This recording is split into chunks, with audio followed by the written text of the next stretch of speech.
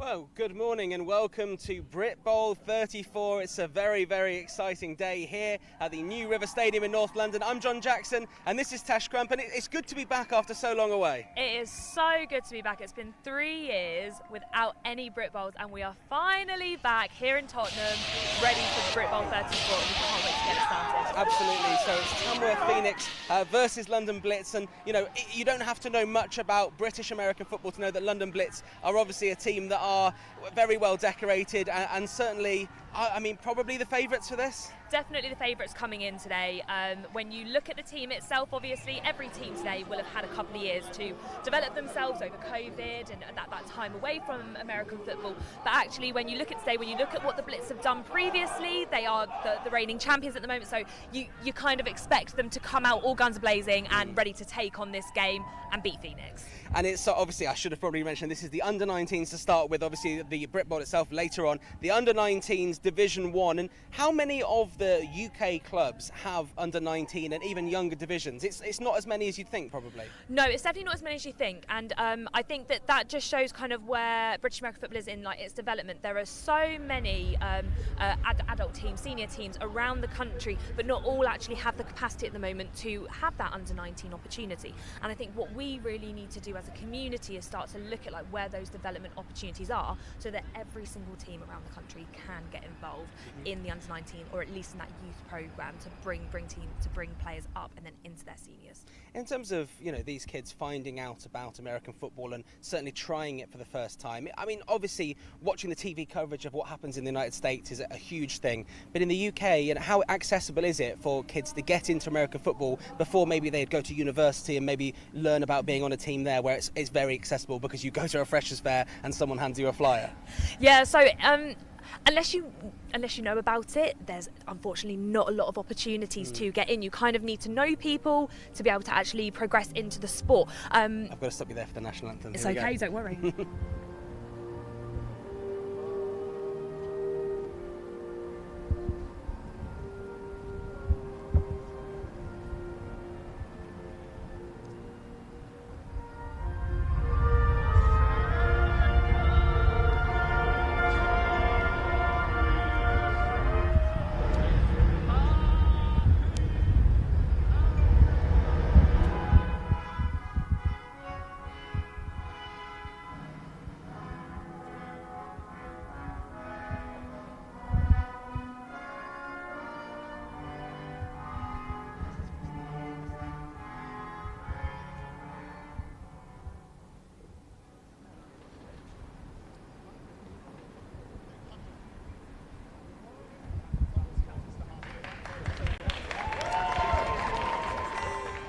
There we go, so the national anthem there. Sorry Tash, I completely cut you off there. So it's a little bit tricky for people who are younger to perhaps get into American football without maybe searching it out at the moment. Yeah, I think the great thing is you have the NFL, especially the Jaguars, are now really starting to help that development. So looking at Jag Tag and getting out into schools so that children as young as, I don't know, about 7 years old, in primary schools and junior schools, trying to get out there to actually encourage these children to understand about a new sport that they may not have ever played before, and that's great because it then gives them the opportunity to learn how to play the flag side of things, potentially go into cadet, then you get into the under 17s, then the under 19s, and then that's where you can then jump into 11s at the university and at the senior level, which is actually a really good opportunity because there are development paths, there are paths to get into it. It's just about finding out about those paths.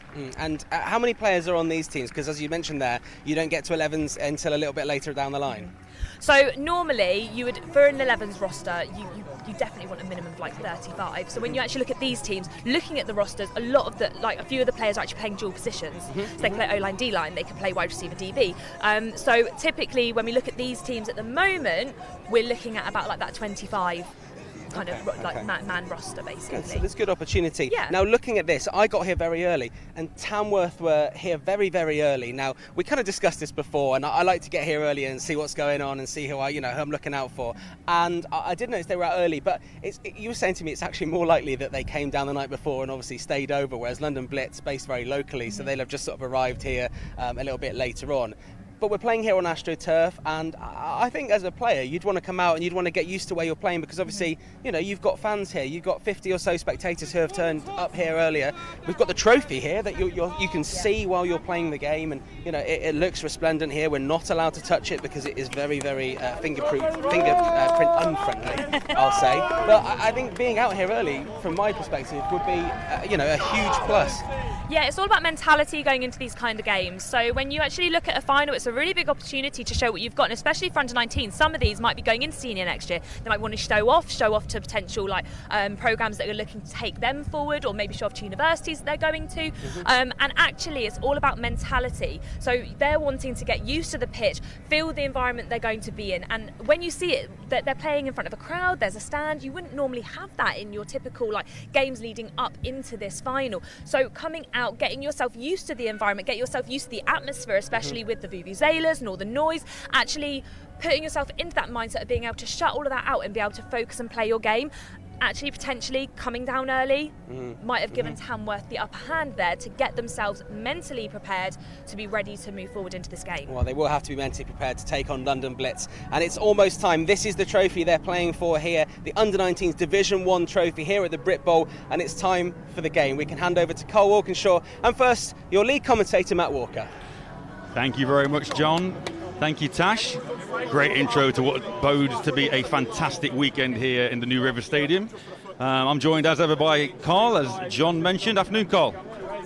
Afternoon, Matt. It's Brit Bowl. Not been here for 3 years, and we're back at the New River Stadium to see 4 games this weekend, and we'll talk about the other 3 as time goes on. But let's turn our attention to this Under-19 Championship game to begin with, between the London Blitz and the Tamworth Phoenix. Carl, obviously while John and Tash were talking, we saw the coin toss. Just fill us in what happened with our referee, Jed Brooks-Lewis, and the teams.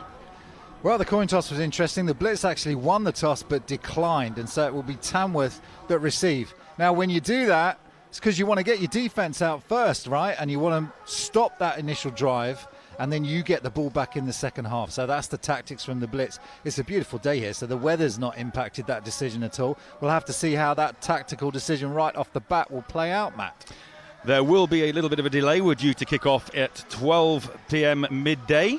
And that's 4 minutes to go, as I can see from our stadium clock. So let's find out a little bit about these two teams. First of all, the London Blitz, 6-0 on the season, starting off with a 38-8 victory against the Hertfordshire Cheetahs, and finishing the regular season against those Cheetahs again with a 42-6 decision. They went 6-0 on the season, Carl, and the London Blitz, you know, they've been here before, they're experienced at this level, and they are the current reigning champions.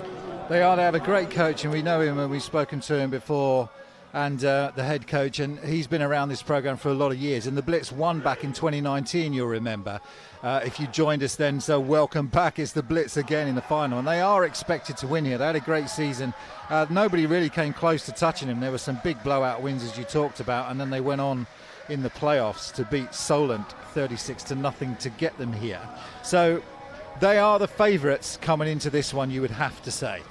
Head coach Jason Henry, a stalwart of the British game and the Under-19 game, leads the Blitz. And now we move over to the Midlands, the Phoenix. The Tamworth Phoenix, 5-1 on their regular season, defeated the Gateshead Senators in the playoff by a score of 13-7, led by head coach Carl Burgess. What do you think we can expect to see from the Phoenix this afternoon, Carl? They got better and better as the season went on. That one loss was to the Birmingham Lions, but it was their opening game, a 2013 loss, and then they just beat everybody. Now, what Tamworth have managed to do, and it's interesting because that culture kind of permeates throughout the whole programme, is they win the close games. If they manage to keep this one close, London Blitz could have a difficult challenge on their hands. We'll have to see whether the Blitz come out firing or whether it will be Tamworth that keeps it close.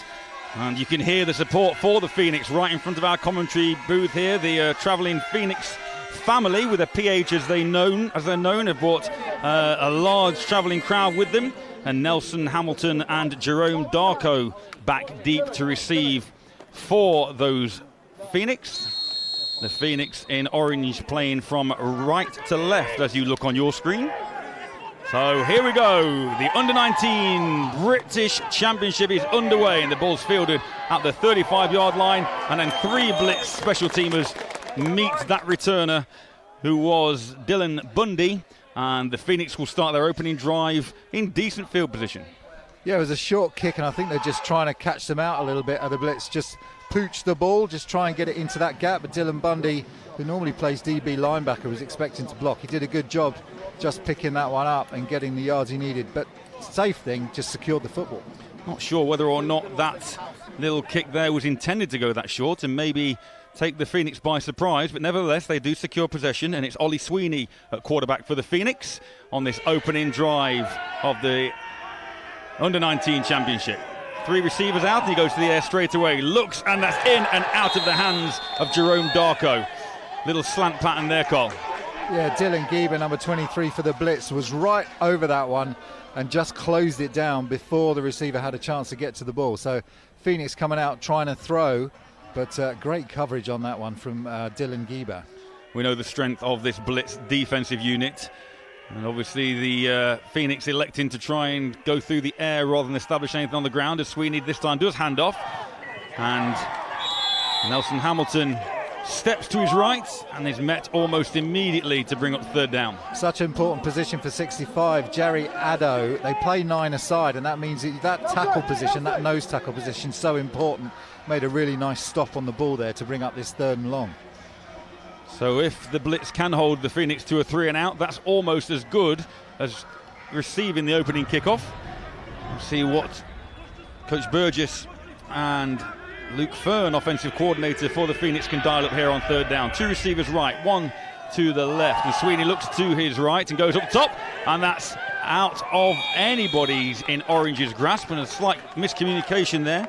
Intended receiver was Noah Beto, and it'll be 4th down. Looked like they were trying to get Beto just on a little cutback and then go, and he didn't go, and that was the problem on that one. The quarterback was expecting him to be in a certain position, but he was still in that hook position, expecting the ball for himself.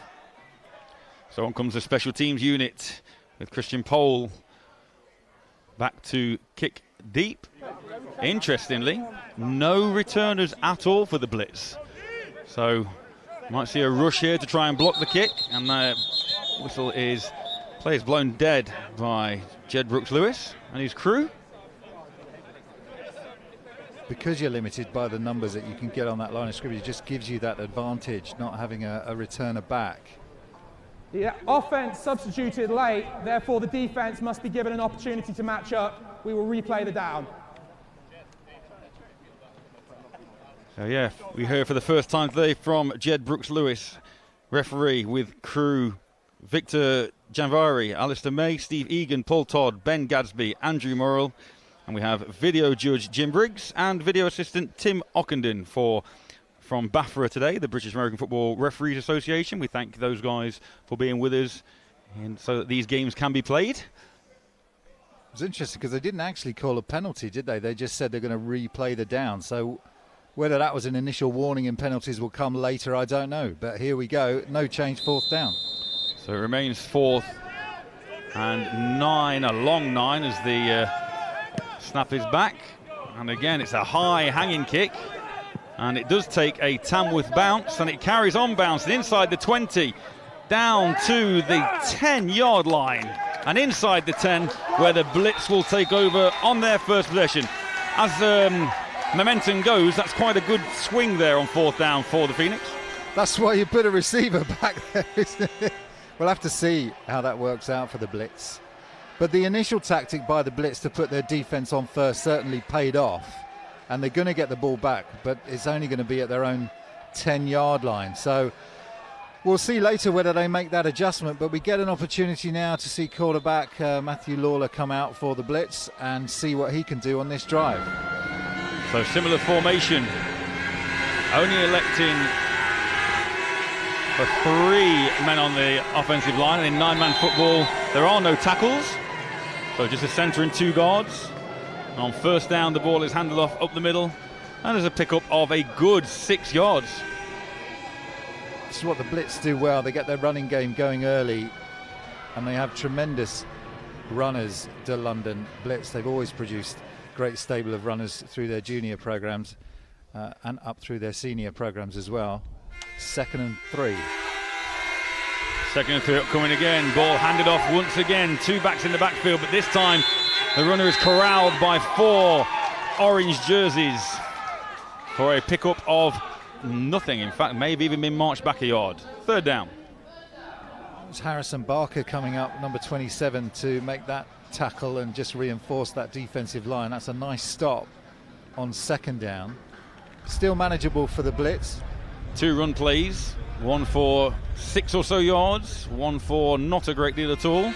Same formation again, 2 receivers to the right, ball handed off, but to the other side, tiptoeing his way through the offensive line.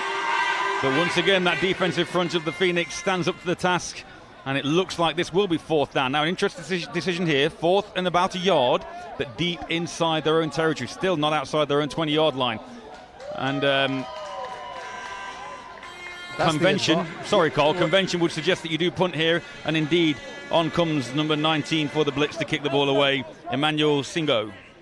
And that's the advantage of that great field position. When you get 4th and short, it's just, you know, the risk is too great to try and go for it from here, especially the way that Tamworth D-line is currently playing on the last 2 downs.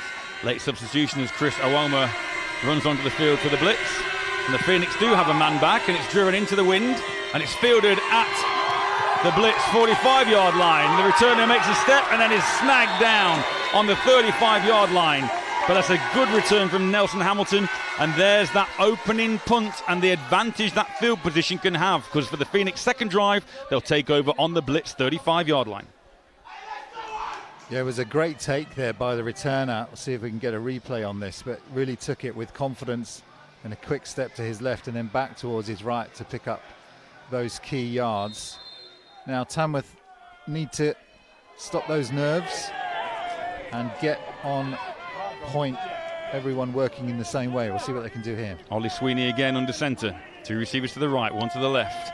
Looks to the air again and dumps it off, but the receiver, Noah Beddoe, didn't get his head round quick enough on that quick out, and that falls incomplete once again. Well, they're trying to get the Sweeney to Beddoe link up going early on in the game, and they've been incomplete twice. Those two are just not on the same page yet. So second down, you'd expect some kind of run here to make third down manageable. So here comes second down and 10 after the incomplete pass. Sweeney once again. 2 receivers this time to his left, and the back alongside him as well. And the ball is fumbled, and it's still live. The referee's whistle went, but that ball was still squirting around. Now I think, Carl, they're going to have to come back to when the referee blew the whistle originally.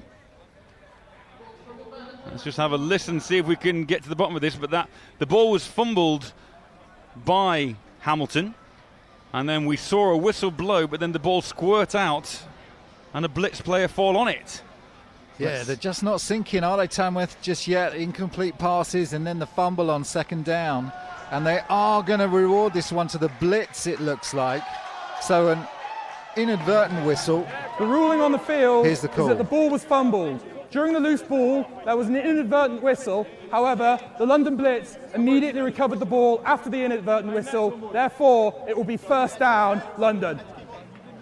So an inadvertent whistle, but the referee adjudicating that it didn't impact the play on the field, and so the Blitz will get the ball back. Big call, Matt, early on in this GB Under-19 final. And you'll find momentum will swing one way or another all the way through this game. So first turnover to the Blitz, but they still find themselves inside their own 30-yard line. First down to the air, and that is going to call that complete, I think, on the slant to number 4, Carl Valmont.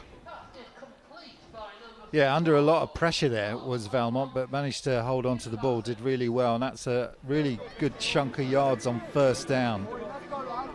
They did that on their opening drive, though, picked up 6 on first down, then couldn't move the ball anywhere further on the subsequent 2 plays. Let's see what the Blitz can go this time. Handed off, and again met at the line of scrimmage, but keeps his legs driving and falls close to a first down. And from where the near side official is standing, it looks like that will be good enough for the first down of the afternoon for the Blitz. Yeah, Spencer Smith, the defensive lineman, number 50 for Tamworth, looked like he had that bottled up, but just those driving legs from Edward Keir managed to give the Blitz that first down. So here we go again then. Harley Skinner Henry surveys the field. And the ball is, this time it's a little bootleg. Read option. And Harley Skinner manages to go around the right end and pick up more positive yardage. About 5 on first down. So the blitz starting to click. They're lining up with a running back either side of Harley Skinner Henry. So that gives them that triple option threat. You don't know whether it's going to go left side, right side, or the QB, as we've seen, can keep it himself. It's difficult for the defense for Tamworth to track. And again, when you're playing 9-a-side football on a full-size pitch, it means those flats where you can run to, you have a lot more space to run to just because there's less bodies on the defense.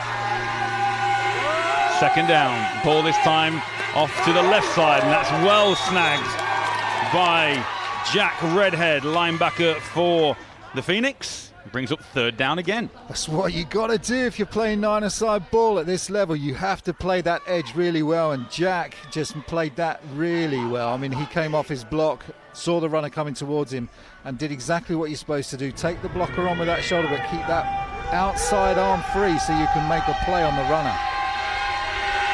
Blitz at the moment, investigating all avenues. They've run up the middle, they've run round the right, round the left, they go back up the middle on third down, and it's a big first down. Over midfield into Tamworth territory for the first time this afternoon. Goes number 15 for the Blitz, Edward Kair. Yeah, they tried to get to the edge, didn't they? And Tamworth shut the door twice, and then they said, all right, we'll just blast it up the middle. And this is dangerous now for Tamworth as the Blitz are getting that running game going, and that opens up their deep passing attack as well. First down again, Henry Skinner just inside Phoenix territory, and it's a good run this time off tackle and close to another first down. Goes that same runner. And the Blitz looking ominous on this drive. Yeah, Keir again just ripping holes now through that 9-man front.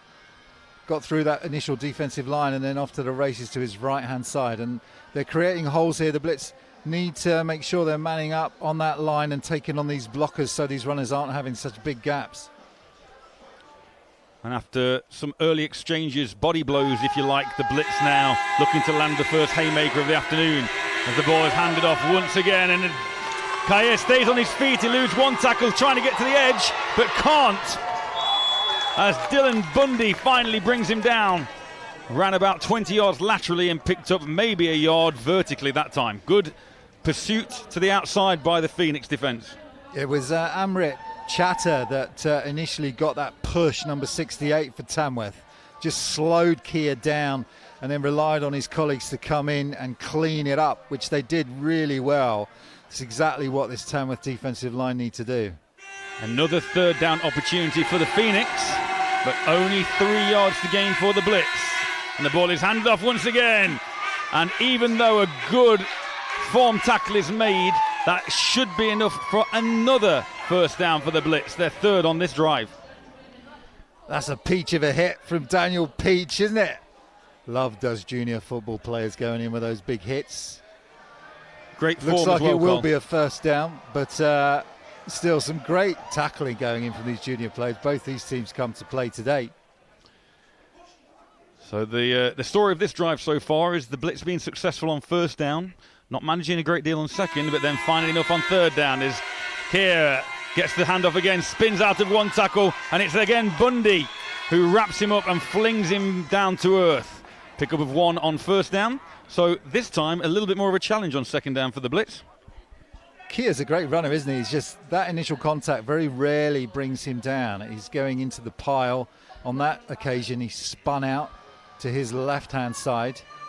And it's that initial contact is just not bringing him down. Those Tamworth Phoenix players having to locate him every time and bring him down. Henry Skinner again then still at the helm in this little pistol formation. He drops back to pass this time, and he looks over the top. He's got a man deep in the end zone, and it is touchdown, London Blitz. Jacob Coburn with a beautiful pass from Harley Henry Skinner to open the scoring. 40 yards from the arm of Harley Skinner, right into the basket for the go-ahead score. And how do you make a play like that happen? Well, you run to the edge, so it means that the cornerbacks and safeties have to come up to try and defend that run, and then they get caught deep. Simple play, send everyone deep after you've run 4 or 5 in consecutive downs. And poor Dylan Bundy there just getting beaten, number 30 for Tamworth, for the first touchdown for the Blitz. Bundy so instrumental on that drive early on as well, with some great stops, but can't make the coverage, and the ball is in and out of the hands of the intended receiver as the Blitz go for 2. So it will remain the London Blitz 6 and the Tamworth Phoenix 0 in this under-19 championship here from the New River Stadium in London. Exciting one so far. The Blitz tactic of deferring initially and then getting the ball back worked out after a couple of possessions, and once they get that running game going, it's really difficult to stop them. Tamworth need to find their offense now. As you mentioned earlier, Cole, 87 the Blitz of the defense. do appear this penalty to have will found be their enforced rhythm. half distance on the try. Replay. Apologies, Jed Brooks-Smith talking over the top of him there. That point after will be replayed. Yeah, the Blitz do seem to have found their rhythm on that drive. And the Phoenix still yet to get any sort of momentum going on offense. Promising on defense for a number of plays, we just can't stop that final attempt. So here we go then. Harley Henry again. This time he rolls to his right. He's got a man in the corner, and that's in and out of the hands, but there is a flag on the play once again. There's going to be a hold on that, number 50 for Tamworth, which is Spencer Smith, who we called before, came free on his blocker. Of the offence. That penalty is declined. The results of the try is no good. So if we were playing the flag game, Carl, you'd be 1-0 down. Well, it'd be 0-0 because I didn't call anything, because that was actually against the offence. Yeah, it was a hold, Matt. I thought you called it against the defence, my bad. No, I was explaining the player that got held. Number 50 there got held on that. So they declined it anyway, and we're going to end up with a 6-0 Blitz lead. You can. I will graciously give you the 1-0 lead in the flag game. So gracious, Matt. Any of you that may have joined us on the stream before, Carl and I every now and again have a little bit of a flag challenge so you can get the most penalties called correctly. It's usually me that comes out on top, but we'll let Carl take that early lead today. 1-0 Walkinshaw as the Blitz get ready to kick off once again. See whether or not the Phoenix special teams can put them in good field position for this next possession. Again, that looked very purposeful, and it's Bundy who takes the kick. And this shows a lot of confidence that the Blitz have in their defence. The fact that these kickoffs aren't being put deep, and they're saying, OK, we'll let you have the ball around midfield because we know defensively we've got you where we want you. We'll have to see how Tamworth adjust. You know, they might just want to swap the receiver position to where Bundy's standing so that their receivers get a chance of the ball. When you've got 2 electric kick receivers like Tamworth have, the Blitz are just playing it safe. They'd rather take less yards, but they mitigate against the risk of a big return. So Tamworth, what can they do now, 6-0 down? So it is good field position again. Skinner looks to hand off and immediately met in the backfield. Great penetration that time by the Blitz defender, number 25. That's Nathaniel Angate, who blows that play up for a loss of 3.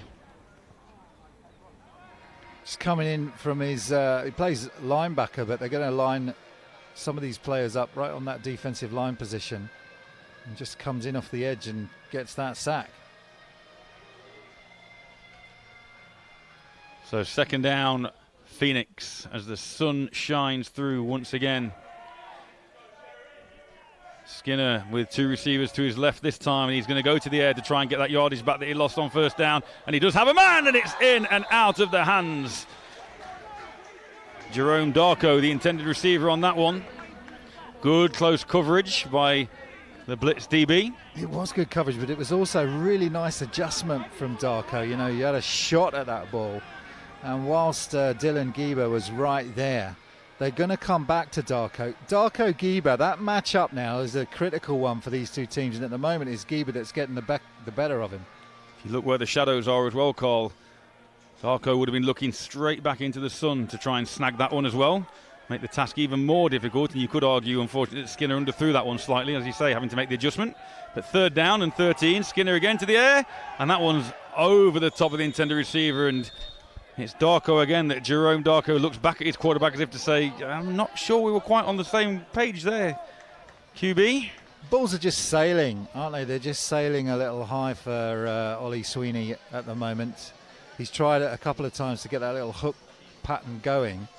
And Darko was definitely available for the pass. So disappointing on third down. It's going to bring up that long fourth again. So 3 possessions so far for the Phoenix. 2 3 and outs and 1 fumble and turnover. As this time the Blitz do put a man back deep to return. And it's a high hanging kick. That's gone miles into the sky and again takes a nice bounce for the Phoenix. And Jacob Coburn, touchdown scorer, lets that ball run out of bounds. And it'll be Blitz ball once again. First down on their 21-yard line. Now Tamworth need to do something here to stop this Blitz running attack and slow the momentum of this offense. Really critical drive now early on in this game for Tamworth to try and stay in touch with the Blitz. We're still in the first quarter here at the New River Stadium, North London. On this Brit Bowl weekend, coming up later on, we have Brit Bowl 34 between the London Warriors and the Manchester Titans. But on first down, a swarm of Phoenix say not this time. And that's what they've got to do. They line up only 2 defensive linemen that are set pre-snap, and then they bring a third late, but you don't know which gap that blitzing linebacker is going to be in. So that confuses the offensive line a little, and they end up with just a very short half-yard gain. That's what the Tamworth Phoenix need to do. Spencer Smith, number 50, leading the charge to make the tackle on that one. The ball is handed off this time to the right-hand side, and there's room off to the right edge. As number 28, Christopher Gmenler manages to step, stiff arm, and pick up another Blitz first down. Yeah, Benler showed some speed there, didn't he? Benler just coming off that right-hand side and just blistering pace. 34 for Tamworth, trying to hold the edge, but no chance on that one. And the other worrying thing after the last 3 and out from the Phoenix is that defense isn't getting a great deal of rest either for the men in orange. As Harley Skinner once again hands off. Same play, same result. First down and more to the 40, the 30, 25. And snagged down just at the 25-yard line after a huge pickup there for Gbenler. Joe Gallagher really had to rally on that. I think they're going to get him on a horse collar tackle as well. We'll have to hear from the referee, but he did everything he could to try and bring him down, and in the end it looks like he will have committed a penalty which will add to this blistering run by Gbenler.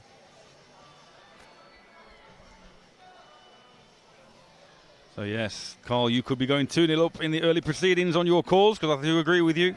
It could well be a horse collar. There is no foul on the play. The tackle in question was legal. First down, London. Oh, so they picked the flag up, deemed a legal tackle. Yeah, and fair play, because Gallagher doing everything he can to try and bring that runner down, and he just saved a touchdown. So to be punished by an additional penalty would have been very difficult indeed. Nevertheless, Phoenix with great field position. Now, if you're a betting man, Carl, where do you think this ball might be going? Harley Henry Skinner still with Benler on the back in the backfield alongside. Let's see if he gets the call for a third time in a row. He doesn't. He goes to the air this time, and he has a man over the middle in the seam, and it's caught for the second touchdown of the afternoon, and that's Henri Manning Nkansa. Touchdown Blitz. Well, it's like a clone of the first drive, isn't it? You get Tamworth having to defend everyone against that run. Such a vicious running attack by Gbenler on those 2 plays, and then you just throw the ball over the top on the verticals. Another 6 points, 12-0 Blitz, and this is what we've seen all season from this powerhouse junior team. Worrying times for the Phoenix.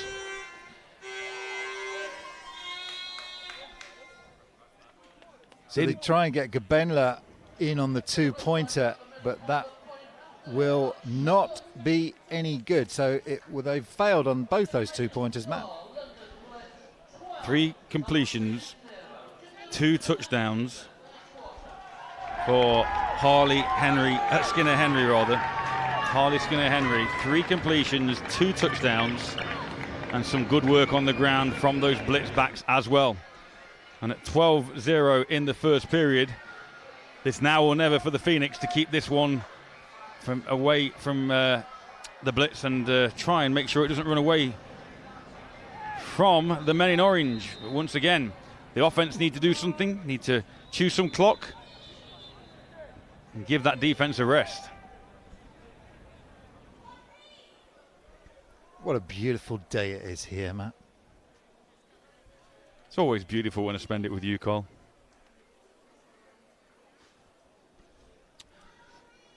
Anyway, enough of that. Back to the action. A little bit of a delay here on this next kickoff. So the comparison, 3 drives each so far. The Phoenix, 2 3-and-outs and a fumble. The Blitz, 1 3-and-out and 2 passing touchdowns. It's Joe Gallagher who's injured there, you can see on the sideline, and that's a real shame because he's the guy that made that saving tackle from his linebacker stroke defensive back position. So really hoping he's okay, and we'll see whether we can get the game started. At the moment, Joe's just lying down, being seen by medical staff about 2 yards from the far sideline, not the one you're looking at.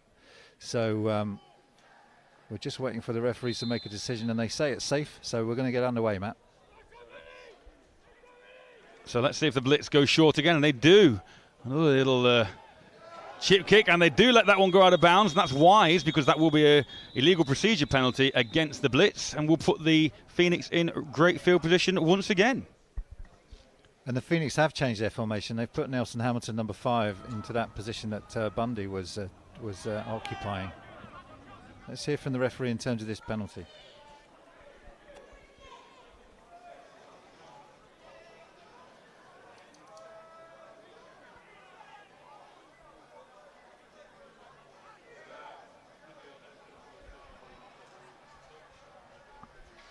This is one's getting a bit of a replay. We can hear our 2 replay officials chatting behind us. It's great to have that facility at these sorts of matches, especially at the finals. On the kicking team, kick-off out of bounds. This penalty will be enforced 5 yards from the out-of-bounds spot. First down, Tamworth. So yeah, 5-yard penalty for that kick going straight out of bounds, which means the Phoenix will start their 4th drive, still in the first quarter, but the 4th drive at their 45-yard line. So good field position once again. See if they can get anything going this time. Ollie Sweeney once again under centre. Hands off on first down, and that's a good initial hit. And he still stays on his feet, bounces off 2 tackles, but then he's wrapped up by Jackson Tully of the Blitz.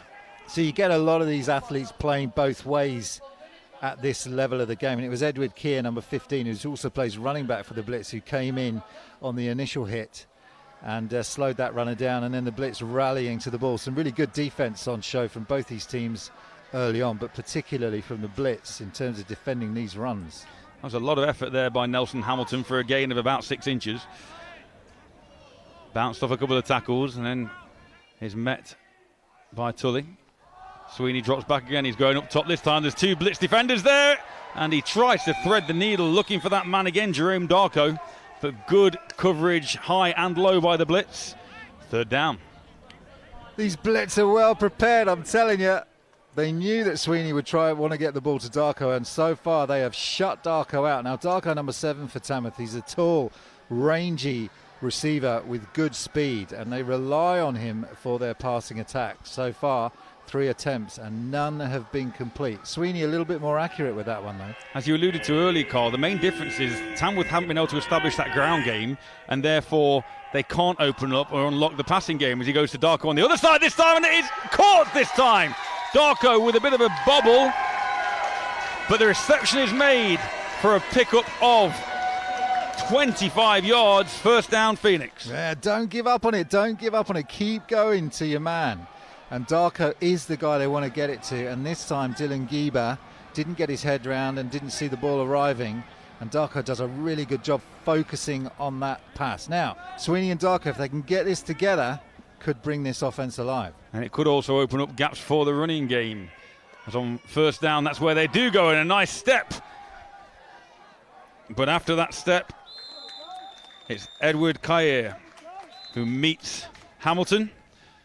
And once again, first down. Picks up, modest yardage. Good pickup on first down, 4 yards. Opens the playbook up a little bit for the Phoenix on second down. End of the first Kept his legs moving, didn't he, that runner?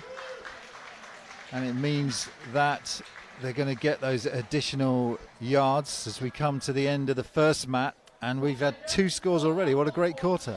It has been good. It's had everything. It's had good defensive stands by the Blitz, good running from the Blitz backfield, and also success through the air for Harley Henry Skinner and his receiving core. But unfortunately, the good news stops with the Blitz. The Tamworth struggled so far, but they are on the attack.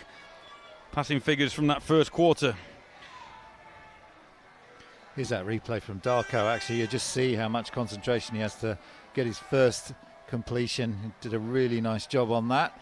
As this Tamworth offense showing some signs of life now, if they can get some momentum going and cut down on those early mistakes. So Sweeney 1 out of 6 in that first quarter, as opposed to Harley Henry Skinner, who is 2 out of 3 with both passes ending up in the end zone.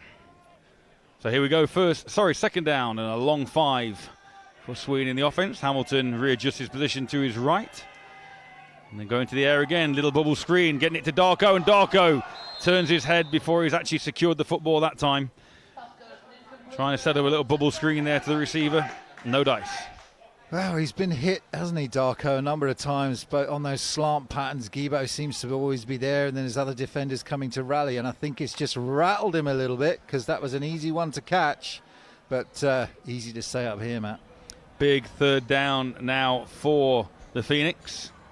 And you'd think on 3rd and 6, with the results they've had on the ground, you'd think that Sweeney would be going back to the air and looking for Darko again. And if I'm defensive coordinator Jason Henry, who's also the head coach, I'd be telling my guys, make sure you know where that orange 7 is located. And here he goes. Sweeney does go to the air, and he eludes pressure and then throws the ball away in the direction of Darko. It's an underhand. Blimey, I need to get rid of this one. And that falls incomplete. 4th down. And in this situation, Cole, the likelihood is 12-0 down. And this field position, you'd think Phoenix will go for it here. You've got very little to lose by going for it here. Even a punt's only going to get you, 10, 15 yards. Here's that pressure. Look, straight off the edge and tries to underhand it to Darko, but no dice. 4th down. Here we go. So it was definitely Darko that he was looking at now. Nobody more than 10 yards deep for the Blitz, as Sweeney is in trouble again, and he gets out of one tackle but not the second. As first of all, number 29, Dejane Erskine, makes contact, and then he's eventually dropped for a loss. And another turnover. This time a turnover on downs, Blitz football. Wow, that was, they're called the Blitz, and by gum, they came quick on that one. Sweeney didn't have a chance. Tried to squeeze out of that initial hit and do all he can, ducked under it, but they brought 5, and down goes Sweeney. Turnover on downs. Here come the Blitz on offense again. So the ever-confident Harley Skinner Henry will take the ball once again, and a nice little fake. Realised his running back was going to be in trouble, so decided to keep that ball himself, make something of a broken play, and pick up 4 downs. Good quick thinking by the quarterback. Yeah, I don't think that was a design play, Matt. It's just sometimes you have to improvise as a quarterback, and doing a really nice job on that one, just to pick up 4 yards, just backing his way into that heart of that Tamworth defence. Without tackles in 9-man football, it is easier to get pressure off the edge. And this time, handed off to Gumbenga again, and Gumbenga around to the left-hand side, picks up another first down for the Blitz. Well, Tamworth sent the right player. I mean, they're lining up those two defensive linemen and then bringing that blitzing linebacker late, and they brought it to the right side of the field. But Gabenga just able to bounce out to his left and pick up yet another first down for this blitz. So well drilled in this running attack, and such a great stable of runners. They're just rotating them in, keeping them fresh, and keeping this Phoenix defense off balance. Just interesting as we look from our commentary position here. He mentioned about players playing both ways, and Darko's lining up as DB here.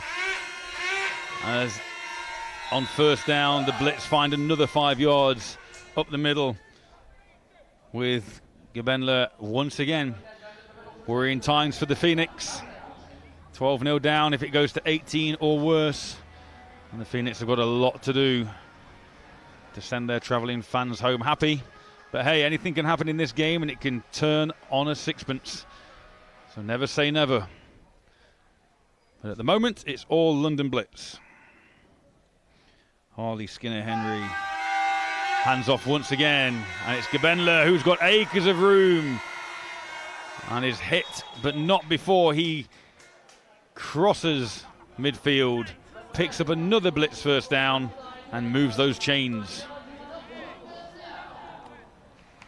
They're getting tired now, this Tamworth defence. They've been on the field a long time, and this is what these great running teams do. They wear you down, they wear you down. You have to chase everything. The first tackles, the runners don't go down, they keep running. And you're just sprinting and running over a full-size pitch with only 9 players on. It's exhausting for a defence, especially when your offence can't get the ball moving. And Gabenla has the speed, but he also has that one-cut ability. As this time, ball is passed out. And Carl Valmont on the reception. Yeah, nice little play there, just running that hook pattern. You know, when you throw the verticals, the threat's there. So as a defender, you want to protect your end zone, and it leaves those shorter passes available for the quarterback.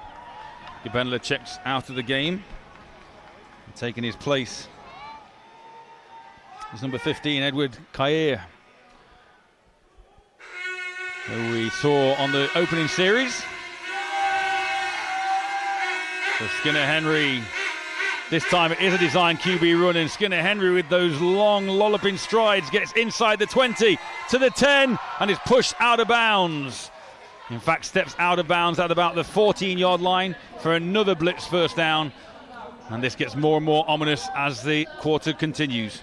Those runners can turn into blockers as well. You've got triple threat in the backfield, Gabenga, Kia, and then the quarterback. Kia gets a great block on the edge there, which releases Henry, and he just makes the most of the yardage all the way to the 13. Definitely a triple threat back there is Skinner-Henry. We've already seen how accurate he can be through the air. He can also use his legs. Good tackle that time. And that's Jack Redhead. We called his name earlier on, but he shoots the gap and limits the blitz to a yard on first down. This crowd here, they're cheering every single tackle these Tamworth Phoenix make, trying to get them back into this game. And that was a nice play. That's what Tamworth need to do, make these early tackles. We already mentioned blitz undefeated. The closest they came to a loss was against the South London Renegades back in June when they won 14-6. To the air again, they got a man deep in the corner of the end zone, and it's in and out of the hands. Jacob Coburn already has one TD on the afternoon. Tried to snag in his second, got behind his defender, but it just bounced off his hands. Third down. Definite chance there. The defender was beaten, but not able to complete it. But I don't think their heads will go down at all. They will come back to that vertical play. They're having great success with it. 2 touchdowns already on the board. And it's third down, Carl, but it once again, like we saw with the Phoenix on the previous drive, this is 4-down territory all day long, surely, particularly 12-0 ahead. So here it is then, third down. Bounces to the outside, but another great tackle by the Phoenix. Kasper Suek to bring up fourth down, and actually a loss of a yard. So 4th and 10. See what Coach Henry decides on this play. Well, they haven't kicked it so far, and I don't think they're going to kick it here. They're going to keep their offense on and go for it. We'll have to see whether they go for that vertical play or just hand it off to give Tamworth worse field position. But since if you don't go for it on the PAT, you're certainly not going to go for the field goal. So this could be the momentum shift that the Phoenix are looking for as Skinner Henry surveys once more and drops back, looks to his left, pumps once, then goes over the top and the man bites, and that's a touchdown for the Blitz, all created by the pump fake from Skinner Henry, which froze the DB, and then the recipient once again was number 2, Jacob Coburn, for his second, and Skinner Henry's third touchdown pass of the afternoon. How clever was that from Skinner Henry? I mean, this kid's under 19, played that absolutely perfectly. Great coaching. Just that little pump fake, and it just freezes that defender, and then over the top, beautifully executed. So they once again go for 2, Carl, as you mentioned. This time it's a little pitch to the left, and untouched for the extras goes Edward Kayer. Although there is a flag on the play, which in that vicinity on that type of play usually means holding call. I'd agree with that, Matt. Well, whether you'd agree with it or not, I called that, so that would be 1-all. Let's listen to our referee.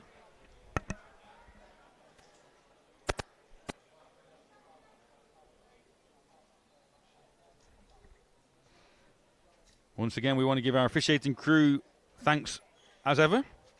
And here is Jed Brooks-Lewis. Holding, number 8 of the offense, 10-yard penalty, replay the try. So, unfortunately for the Blitz, Henri Manning Nakansa, touchdown scorer earlier in the game, is called for holding. Unlucky for the Blitz, but lucky for me as I level things up at 1-all in the flag contest. Here we go. So it gets marched back 10 yards for the Blitz to try the extra point. They'll have another go. And we've already seen what Skinner Henry can do with his arm, with his legs. Also quick thinking, not handing the ball off when he sees him under pressure. And he is going to go to the air again. He looks for the similar sort of play. And it's just through the hands of Coburn. And the score remains the Blitz 18, the Phoenix 0. Carl. Coburn's got some bursts of speed, hasn't he? Just looking at him there, number 2 touchdown hero so far for the London Blitz. What a great young player he is. And just that burst of speed to be able to track the ball as it's in the air, quarterback giving him every chance to run under it. Nevertheless, it's they haven't been able to convert on any of their 2-pointers, have the Blitz, but it doesn't matter, does it? It's 18-0 to London. Tamworth doing everything they can to try and get back into this one, but they're going to have to start taking some shots. Sweeney Darko needs to connect, needs to get that running game going, and I know they'll be saying exactly the same thing. Here's that replay. You can see the adjustment, and there is the touchdown for Coburn, his second of the day. Beautiful pump fake, back of the end zone, 18-0. Another little chip kick to one of the upbacks. And interestingly, that upback that time was running back Nelson Hamilton. So the Phoenix adjusting on special teams and putting some of their hands players a little bit higher up the field, thinking that that's what's going to happen. And the Phoenix start once again in great field position on their own 45-yard line. See if they can get something going this time. Well, if you're going to kick it there, we'll put our best receiver there. I mean, that makes sense, doesn't it? And that's what the cat and mouse adjustments throughout this game. And here come the Phoenix. Now, all the Phoenix fans with those vuvuzelas, they'll be wishing them on right now. Mentioned about Jerome Darko, but realistically as well, the Phoenix need to find somebody else that they can go to so that they don't become too one-dimensional. On first down, running back runs straight into his centre, tries to get around him, but unfortunately can't find the way out of jail, can Hamilton, and it's a loss of 2 on first down. Just got them rattled, haven't they, this London Blitz on these run games. They're blitzing through the holes quickly, they're catching runners in the backfield, Tamworth are running into their own offensive linemen, just not able to get anything going against this tough Blitz defense. And it does just show you how not being able to establish a run does impact the passing game as well. Once again, the deepest Blitz defender is only 11 yards away from the line of scrimmage, because they know at the moment there's pressure coming, and Sweeney walks straight into trouble there. But I think that's going to be a face mask penalty against the Blitz. I'm going to be honest, I'm not going to claim that one because I heard people call it on the field call. So fast off the edge, the Blitz. I mean, Sweeney's not had a chance. This offensive line, they've got to try and move their feet and stop this edge pressure. Otherwise, Sweeney's going to have a really long day. Personal foul, face mask, 29, defense, 15 yards, previous spot, automatic. First down. So a bit of a reprieve for the Phoenix. It was another loss, but it was a little bit of ill discipline from the Blitz, bringing quarterback down by his face mask. Yeah, here's a replay. Immediate pressure, 29, and there's the face mask. He tried to rip his head off on that one. But just catching the side of the face mask there. So whilst it's not at the front of the face mask, any contact with that area of the helmet will draw that flag. Sweeney survives and will live another day, or at least another down. Only the second first down of the afternoon for the Phoenix as Sweeney goes to the air again, and it's in and out of the hands of the linebacker there, Rio Tavares, who was just hawking from his linebacker position. I don't think Sweeney saw that as he tried to hit that out pattern. Sweeney just taking a two-step drop, getting rid of the ball, and this is what the coaches will be saying. Look, if we can't hold that pressure at the line, we just got to get rid of the ball early. But Sweeney off target with that one. Sometimes very difficult as a quarterback to be able to see those linebackers who drop into coverage. You're so focused on your receiver, those linebackers almost become invisible. And here we go, second down for Sweeney. Again, trying to get out of his hand quickly and in and out of the hands of Darko. And really, Darko should have hauled that one in for a 5-yard pickup. Sweeney did everything right that time. Third down. The Blitz are just in their heads, aren't they? They're just in their heads. There's running back making mistakes, running into their own linemen. There's Sweeney under pressure, having to get rid of the ball quickly. Darko's dropping passes. These Blitz have got them rattled, Matt. Still only one completion for Sweeney against 7 incompletions so far. The ground game not working either. Unfortunately, Coach Burgess and the Phoenix scratching their heads about how to get anything positive as that swing pass to Hamilton falls incomplete once again, and will bring up another Phoenix fourth down. They're doing all the right things. That was the right play call at that time. Try and get something going to your running back. Nice safe pass, but pressure's been so immense from this Blitz defense, and they're so quickly onto these Tamworth players. That time it was number 23, Dylan Gieber, called his name a number of times. He was closing quickly on that runner, and just that lack of focus dropped the ball. Offensive coordinator Luke Fern, though, making the adjustments, trying to get the ball out of Sweeney's hand quickly, as you mentioned.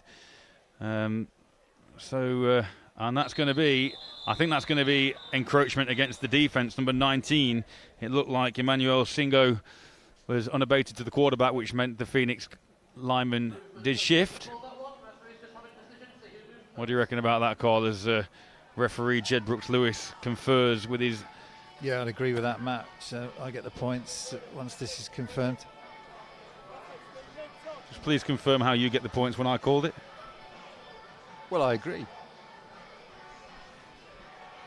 Well, okay. Well, let's split the prize. We'll have one each. Keep it at 2-2. Keep things Prior to the interesting. snap, false start, 50 of the offense, 5-yard penalty, still fourth down. Oh, and that for me, and I think for you, Carl, is a little harsh. And Singo definitely stepped towards the Phoenix now. Obviously, it will be probably deemed that he didn't enter the neutral zone, and therefore the Phoenix player, number 24 on that occasion, Alex Gargini-Hill, wasn't drawn offside. They just can't get a break, can they, this Phoenix? Didn't look like he flinched from up here. We're looking at that side of the field, but the referee saw something else. No, I think he definitely moved. I think that the Phoenix player definitely moved, but I did think that Singo crossed into the neutral zone, but apparently not, according to our referee. And what's worse is double touchdown scoring Jacob Coburn is back to return this one. And another high punt that's only travelling around about 20 yards in the air, but once again takes another nice bounce as far as the Phoenix are concerned. And they down it at the 21-yard line. Blitz will take over once again. Oh, blitz by name, blitz by nature. They're bringing pressure every play, and means that the punter has to pull his leg each time. These punts are going way, way up into the air. So far on the 3 touchdown drives, the Blitz have started on their own 35, resulted in a touchdown. Their own 21 resulted in a touchdown, and then their own 35 once again resulting in a touchdown. They're back on their own 21 this time. So if things go as they have done so far, guess where this one's ending up? Tamworth have got to do something to stop the running game early and force the Blitz to throw on 3rd down. Skinner Henry looking so confident, and that's a good tackle. Manages to hang on to the advancing runner that time. 24, Alex Gargini Hill, we called him. He was guilty of the false start penalty on 4th down, but manages to hang on very well. Pick up of 1 on 1st down, 2nd and 9 Blitz. Came up quickly. They're still going with that 2-man line, and we'll see whether they make an adjustment in bringing that pressure late so that the opposition doesn't know where it's coming from. But that means that these other tacklers have to come up quickly to rally to the ball. May have been Jack Redhead, actually, number 34 rather than 24, but nevertheless, Skinner Henry surveys again, hands the ball off to the left-hand side, and another good tackle. Helmet comes off, though, and that's going to probably end up being a flag, and it is flag on the play. Unsportsmanlike conduct, upcoming against the Phoenix, I would think.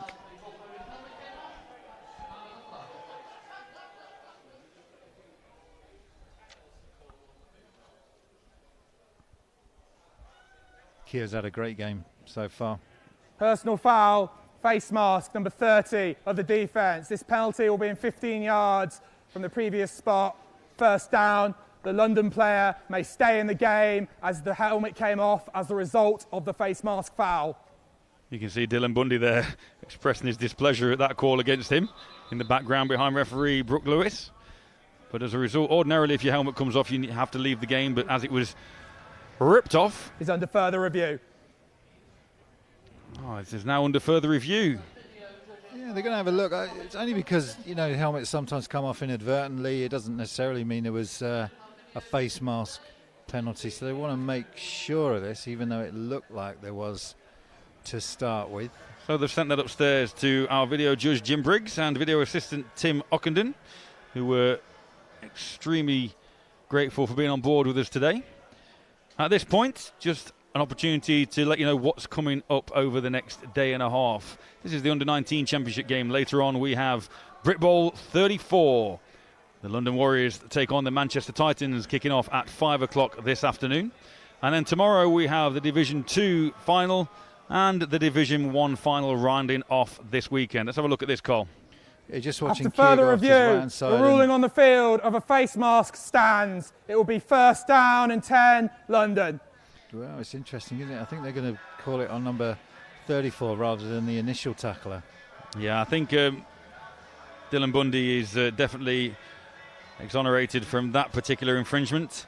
But I wonder whether it was Alex Gargini Hill, 24, or Jack Redhead, 34, that actually is guilty of that one. But nevertheless, it results in a 1st down for the Blitz. They don't need any yardage given to them by the Phoenix. They're managing to gain plenty on their own. Skinner Henry then on 1st down, hands the ball off once again, big hole up the middle, and it's well snagged that time by Redhead to stop the dangerous Edward Kayo. No, my apologies, it's back to Gabenler. Chris Gabenler looked like he got some daylight, but Jack Redhead thought otherwise. Hanging on by the shirt strings is Redhead, and that's a couple of times he's done that just to slow Gabenga as he crosses across his face of his body left to right. This defence, sorry Cole. Redhead doing a really nice job there, exactly what he needs to do. As you mentioned earlier, this defence must be really, really tired now. Is it back to the air on a little hook pattern? Here's Skinner Henry, and he finds his intended receiver, Carl Valmont, for another completion. 3rd down. Harrison Barker coming in on the tackle, used the sideline well just to usher that receiver out of bounds, but it's going to be a manageable 3rd down for the Blitz. On the one hand, the Blitz making things look easy on offence. And one of our officials goes down. I think just a momentary trip there on the 50. It's one of those where he'll claim some sort of cramp look, or and probably just tripped up his lace. Well, they're athletes, Matt. And we thank them, every one of them, for making these games possible. So third down, it's that QB keeper once again. Design play. And Skinner Henry puts his foot in the dirt, cuts off his left leg, and picks up another blitz first down into Phoenix territory. And they march on. Frustrating for Tamworth. Do everything right, get them into third down. You can't account for that quarterback running the ball, especially when you get such great blocking from these running backs. Well, they truly are at the moment a triple threat. Tamworth haven't stopped them on the ground, they haven't stopped them through the air, and they haven't found a way to stop Skinner Henry with his feet. And this time they go back to the ground with Gabenler. 5 yards on first down will keep the chains ticking over, keep that playbook open. 2nd and 5 for the blitz. And you hate to say it, but this is looking very ominous now for Tamworth. The Tamworth defense need a rest. They need a rest and they need to regroup. And at the moment, they're just not getting that opportunity because their own offense is not making those yards. And as a defense, I've been here many times before, and it is exhausting to have to keep chasing these runners down, especially against such a well-drilled offense. The 2-minute warning, 2-minute warning. Tamworth have 3 timeouts remaining. London also have 3 timeouts remaining. And you may not have heard that due to all the vuvuzelas from the Phoenix supporters, but that is the 2-minute warning at the end of this second quarter. And all the Phoenix will be hoping for is that they don't ship another score. And that looks like to be in a false start this time against the Blitz. Referee Brooks Lewis. Prior to the snap, false start, 28 of the offense. 5-yard penalty, replay the down. I'm definitely having that one. Well, you didn't get a chance to say anything. You got it all going on now in the crowd, Matt. You got the vuvuzelas, but if you're good with your ears, you will be able to hear that siren of the London Blitz as well. So you got the vuvuzelas against the London Blitz siren. Let's see who wins that battle.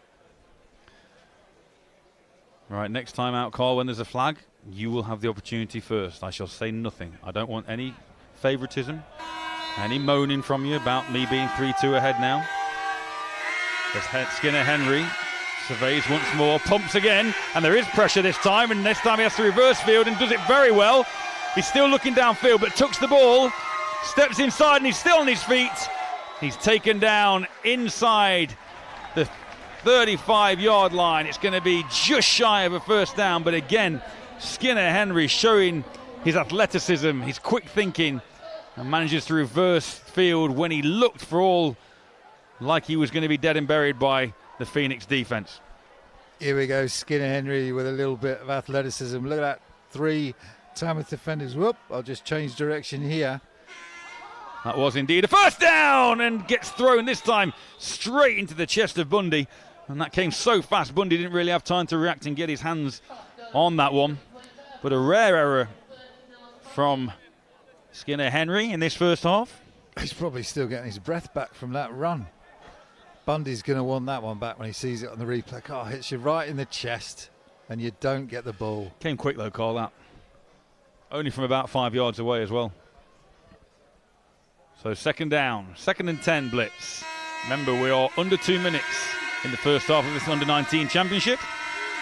To the air again, pump fakes. He's got his man over the top this time, but just overthrows Coburn this time. So 2 incompletions back to back. We haven't said that all afternoon for Skinner Henry. 3rd and long. This is what Tamworth needs. Get them into these 3rd and long situations. Let that running game be so effective on 1st and 2nd down, and then see whether you can defend on 3rd down. They get a little bit wiser to these verticals now. And to that little pump fake that caught them earlier on in the game. So this time handed off.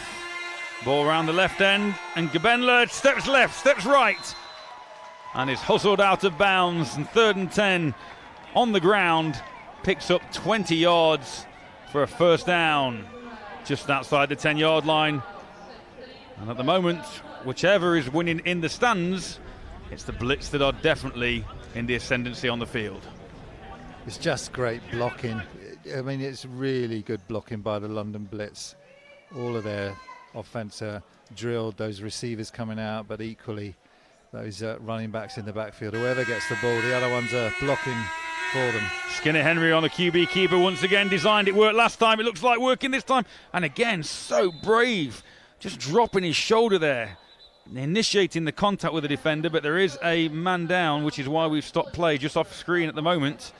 Phoenix player down in the middle of the field.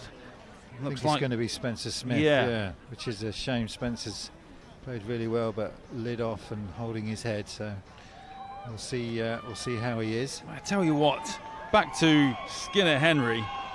Harley Skinner Henry is not the biggest of fellas at all, but he can bring the boom and initiates contact there on the outside.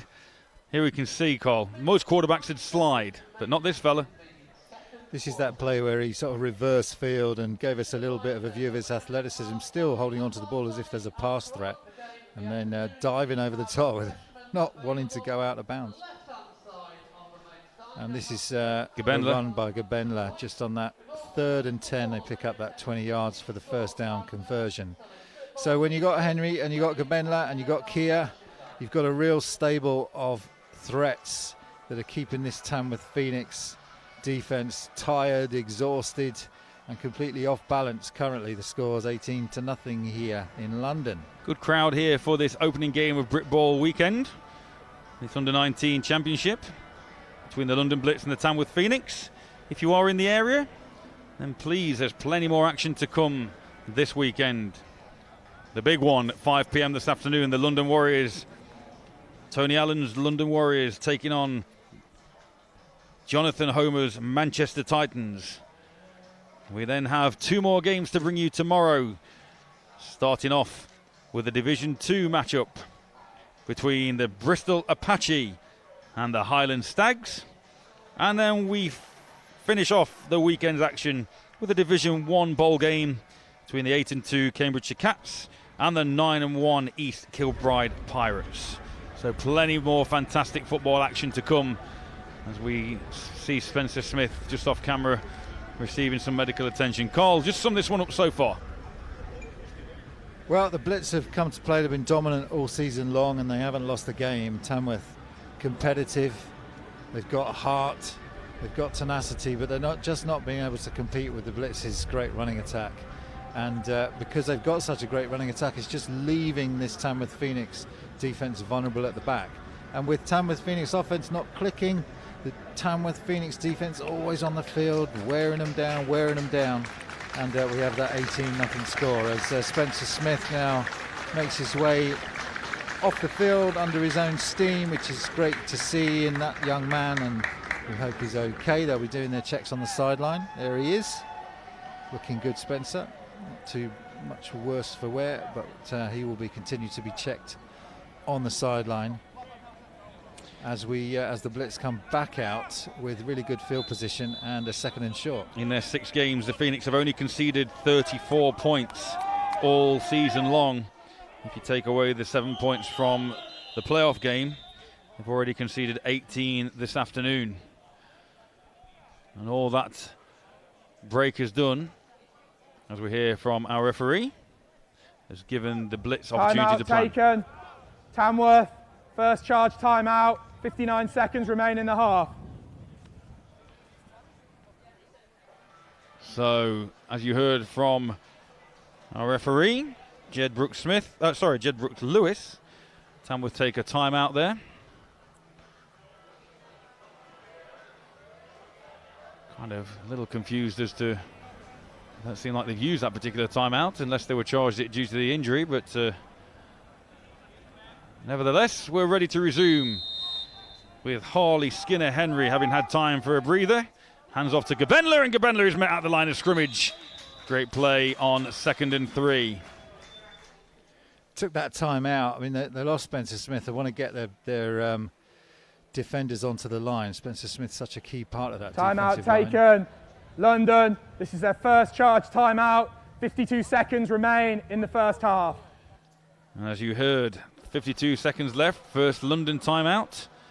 Obviously London eager to try and put this one away before half-time. If you remember as well, the Blitz won the toss and deferred, so Tamworth received the ball at the start of the first quarter, which means the Blitz will receive the second half possession as quarterback drops back, looks to his left, looks to his right, comes back to his left and hits his man. But it's a good tackle. It's Coburn again. It's a good tackle at the 3-yard line. It'll be enough for a first down though. And if they have enough time, the Blitz will get 4 more shots to punch it in.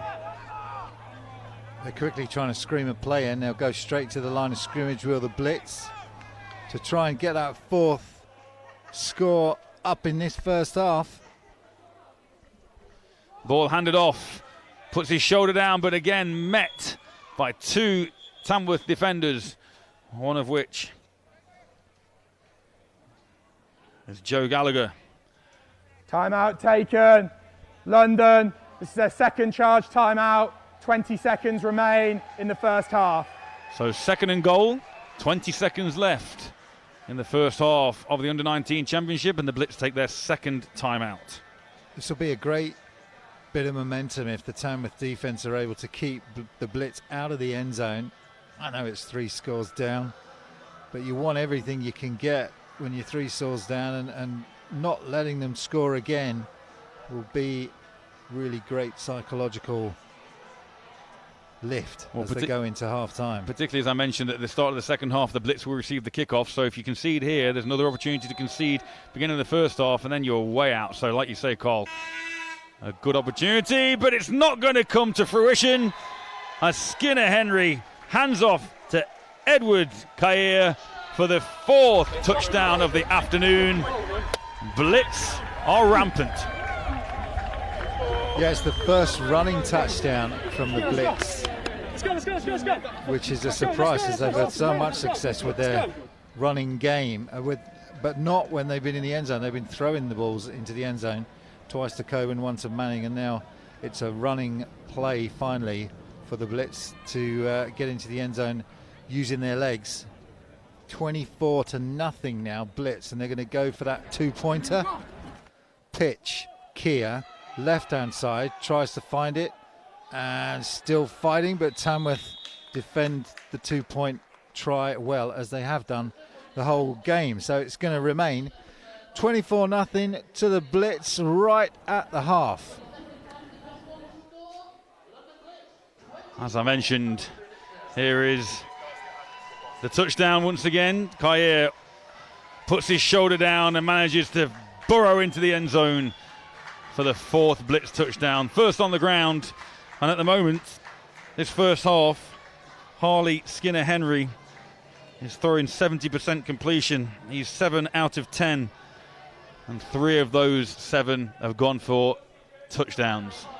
So a great first half for the Blitz quarterback. Let's see whether or not the Blitz and George Marshall-Childs kicks deep on this one. With under 20 seconds left, you'd think this one still chips it again, which gives Sweeney a chance as Hamilton fields that and tries to find a path through, but to no avail.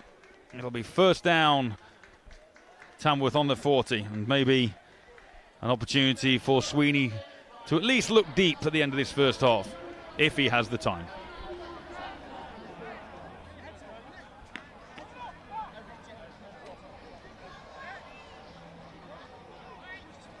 Well, the Hads haven't gone down, Tamworth, but they need something, and they need something quickly. It's just whether it's worth the risk right here at the death of the first half. And the coaches may think, we'll just take it in at half-time. We'll have to see what they do.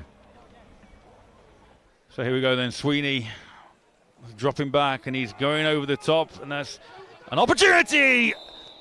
Opportunity for the defensive back rather than the receiver. Murden Dogan, who had an opportunity for an interception there, tried to play receiver, as we have another Phoenix player down at the Blitz 35-yard line. So, Carl, I mentioned about the starting field position. 4 drives, all resulted in touchdowns. 2 drives starting from the 35-yard line, resulted in touchdown passes. And 2 drives started from the Blitz's own 21-yard line. 1 resulting in a touchdown pass and 1 resulting in that last rushing touchdown we saw moments ago. They don't seem to be that concerned about field position. They feel like they can score from anywhere on the field. You know, when Tamworth were punting, they don't even have a receiver back. As you see this attempt now, you can see the defender there, number 20, who is Murden Dogan, has much better position than the receiver on that, and that's what you get for throwing the ball late on in the half. That injured receiver from the Phoenix coming off the field.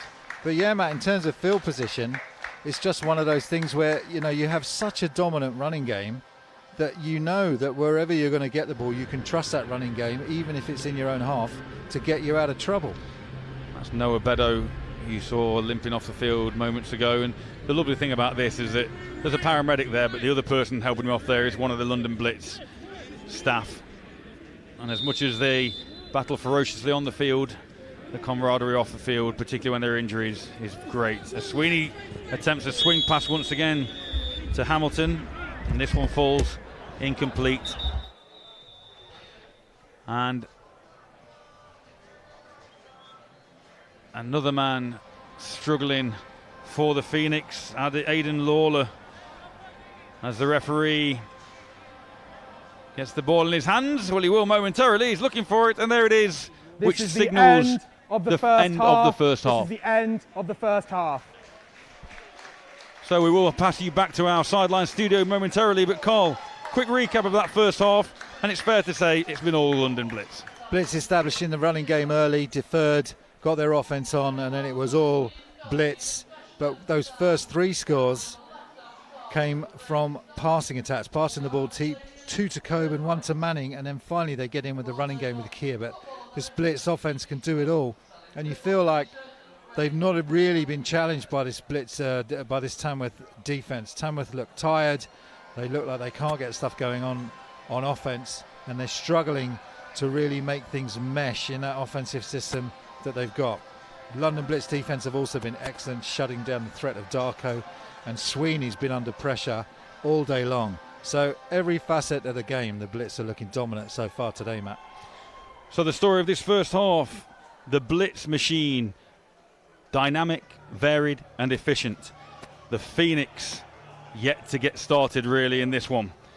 We will hand you down to Tash Crump, but first, John Jackson in this studio for halftime analysis. There for the London Blitz, and I mean, Tash, there's been pretty much nothing that Tamworth have been able to do to stop them, really. Literally nothing. You can just tell they're just such a well-drilled team, and they just have an all-round performance. And by that, what we mean is that their offense is just as good as their defense. They're doing well on special teams. They're stopping Tamworth when they need to stop them. Like Tamworth, there is just nothing they can do because Blitz are not leaving any gaps for them at all. Now, you mentioned this to me while we were watching that first half there, that London Blitz came out very physically, and that's a kind of psychological sort of tactic, really, isn't it? Yeah, they put in a lot of big hits early on the Tamworth players to basically state their dominance. And it was like, we are going to dominate you in this game. We are going to be physical. You will have to deal with this.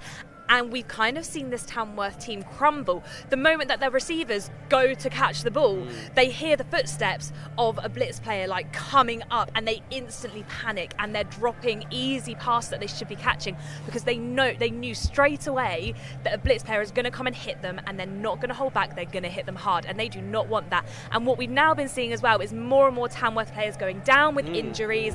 We're not sure really how many of their starting team are kind of left on the field, because we saw 2 players being treated. We've just seen in the last literally seconds 2 players go down with what looks like actually quite bad injuries, like potentially knee or ankle. And so actually what the Blitz have done is really kind of got into the minds of Tamworth and kind of said, like, we're going to win, and we are going to be physical about it, and we're going to make sure that we score and we keep scoring, and we're not going to give up.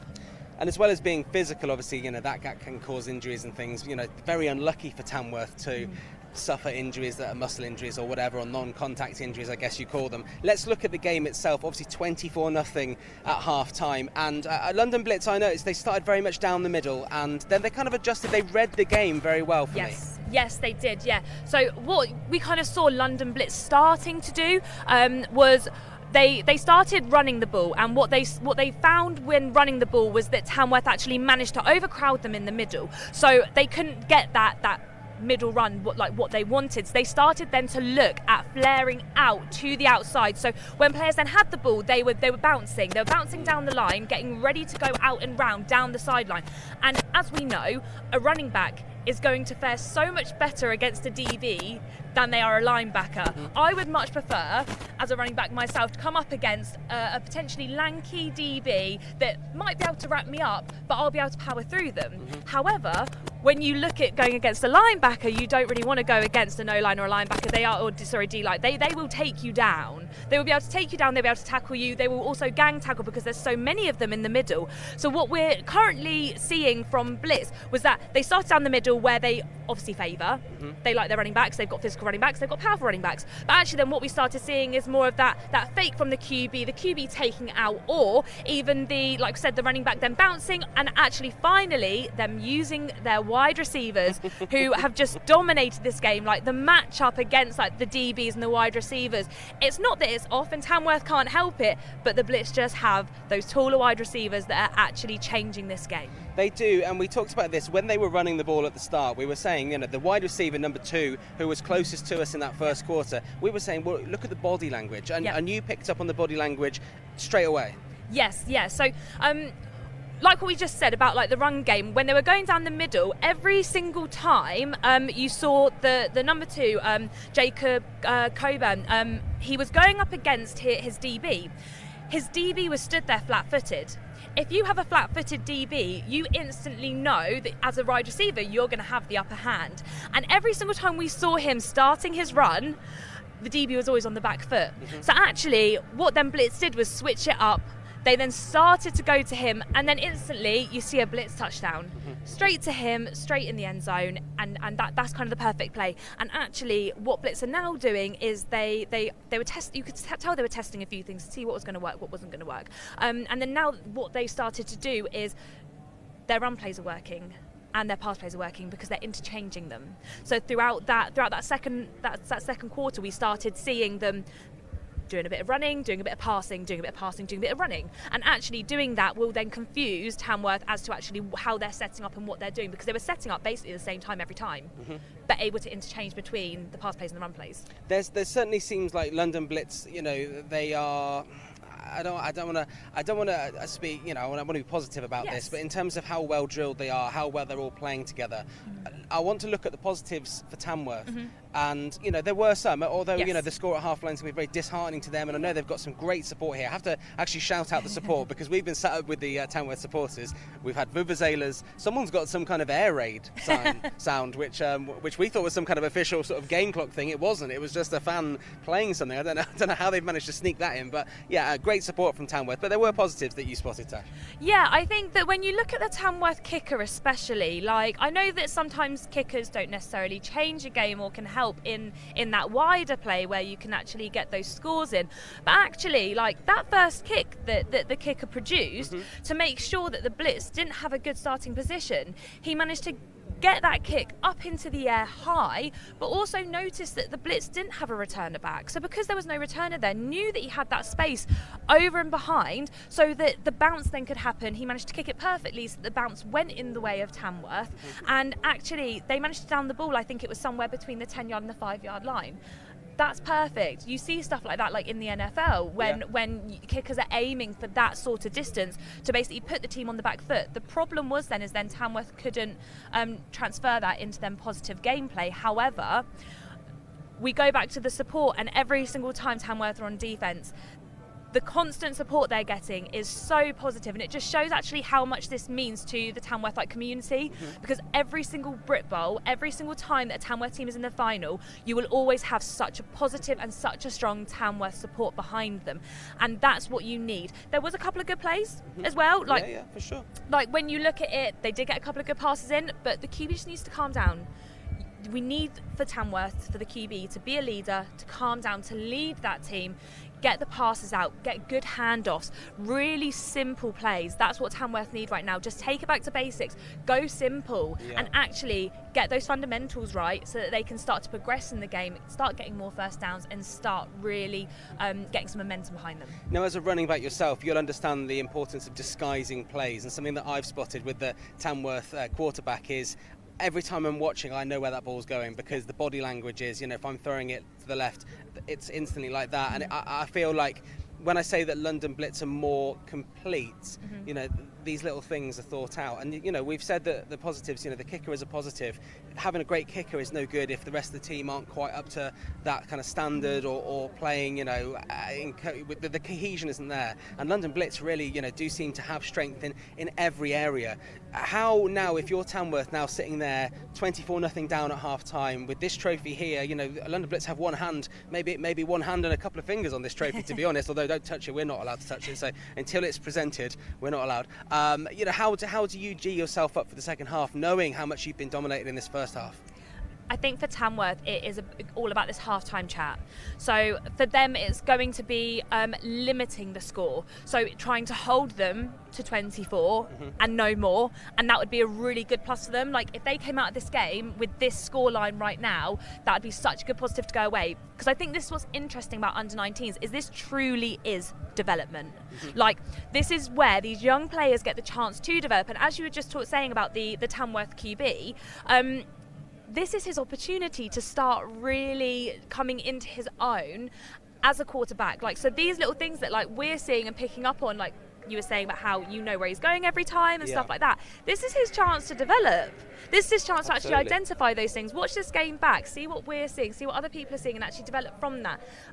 Because Blitz have that down, but Blitz is such a well put together program just as a whole. Like, when you think about it, all of London, like Blitz is the known team to go for under-19s. Yeah. So all of those London players will be starting off at Blitz. They get the creme de la creme. So teams now need to start to look at that level and start to understand how they can reach that level. And I think that, for Tamworth, halftime chat needs to be really positive to keep their mentality positive, because Blitz are going to come out and just do that all over again. So if they can hold this to a 24-0, that would be perfect for them. Excellent. Well, you know what, this is the official place to watch this on the BAFA streams and also on the onside streams. The official place to watch is obviously the best place to watch. And now I'm going to welcome our guest, Phoebe Schechter, former Bills coach and talk sport expert as well. And, you've seen that first half there. Do you think the nerves got to Tamworth? Because to me, there were some very nervous plays there. I think so, and they're definitely young, and by far this is the biggest crowd that we have seen for an under-19s game, and all of that plays a really big role into their performance. Phoebe, we've got a mic issue. You're going to have to repeat yourself into my microphone. Yeah, absolutely. I think that the fact that even we have so many fans here, by far the biggest that we've seen for the under-19s, that's going to play a big role in their performance. And plus, I think people are always intimidated by coming down to London and playing some of the teams down here. In terms of your role within football in the UK, I mean, I see, and if anyone follows Phoebe on social media, you'll know that you're literally everywhere all the time, and you're involved in so many things. And in terms of the development of the game in the UK, I mean, where are we at compared to how other countries outside the United States are developing their game? Maybe Germany, for example. Well, I think in some ways that's a bit of a tough question, because really in the UK we've gone for this triangle approach where our adult programs have been more of a priority in the past, and now we're really realizing how the youth is the future, and we have to kind of flip that triangle on its head. When you get countries like Germany or Finland or Sweden who have been possibly having youth programs for 10 plus years, they are going to have that advantage. But what I would say, and something that's been really clear over and over again, whether it's with the academy or with our international player pathway, is the talent that has grown in the UK. I mean, you cannot deny, watching today even, the skill set of these players, their natural athletic ability, and now we get to mold that into amazing American football players. Absolutely. In terms of, I've just asked Tash this, but you're a coach, and you're having this team talk with Tamworth at half time. I mean, how does that team talk differ to London Blitz? Because you wouldn't want to get complacent if you're, I know 24-0 up's quite a big lead, but at the same time you don't want to be complacent. We've seen the quarterback actually running quite a lot. I know that he's also a wide receiver, so he wants to run as well, but sometimes maybe that's not the best option. Yeah, absolutely. And I think for Tamworth, it's going to be more so sticking to your fundamentals. They have an amazing coaching staff, one that's been with them for quite some time now. And I think first half's over, get those nerves out of the way, and now we really need to focus on those fundamentals, because London Blitz, they've done a great job so far, but it's nothing that's not stoppable. You know, a few poor angles, a few missed tackles, you know, and some dropped footballs. I mean, it would be a totally different game. I'm sure anyone could say that about it, but really I think that the Tamworth, they just need to believe in themselves right now and just kick it up a gear, get some leadership from within the playing squad. Excellent stuff. Well, I know, Tash, you were talking earlier to me while we were watching the game about the under-19s and how actually having these big sort of, you know, this could be a shutout today, let's face it. That's not good for the development of the league. How can we go forward here? I mean, is it a case of a lot of the players at this age group, if they are, you know, say they're big, they're the right sort of physical shape, do they tend to move up a bit earlier? Is that why the under-19s maybe lose some of their better players? I guess it's a bit of a combination, to be honest. I think that, again, the emphasis needs to be on under-19s. Every adult team, their next step should be either a flag team or an under-19s team. I also feel like really we need more coaches that want to coach under-19s. That's probably our biggest failing point, I would say. You know, I know within the women's game as well, we struggle with coaches because all the coaches want to play and coach in the adult league, which almost has its own time limit on it, really. So if we can get more people wanting to get involved in the 19s, yes, some will be pulled up to GB students, which is wonderful. I know we've even had some girls that were playing under 19s that have come and played up into the women's game for GB. But we want to really grow and flourish that under 19s. We've just started doing a female under 19s development day. Just create that player pathway, create regional opportunities so you're not having kids having to travel all over the country. And, you know, in 5 years' time, I think this could be a totally different experience for everybody. Absolutely, you could. Now, Phoebe, we're going to do something on live TV now, which is called a mic swap, where this gentleman here is going to remove your microphone so you're not holding something that doesn't work. I just want to talk to you, Tash, just about, you know, what we've seen while we've been watching this here, and, you know, seeing people wearing their jerseys of their NFL teams and things like that. And certainly, Phoebe, when you're sort of coaching these kids, how is it that they're getting into football? I'm presuming it is the exposure that NFL gets in the UK now, and as NFL grows in the UK, then hopefully the British game grows as well. Yeah, and that's probably one of my favorite things is seeing all the different jerseys that people wear, whether it's the kids or it's the adults we see at the NFL games, because you have all 32 teams represented. And some of it is their parents might have, you know, visited from the States or been in a certain area. Now we've got everything going on with the Jags and, you know, really big push to get more Jackson Jaguars fans. NFL UK, each getting a different team assigned to different areas.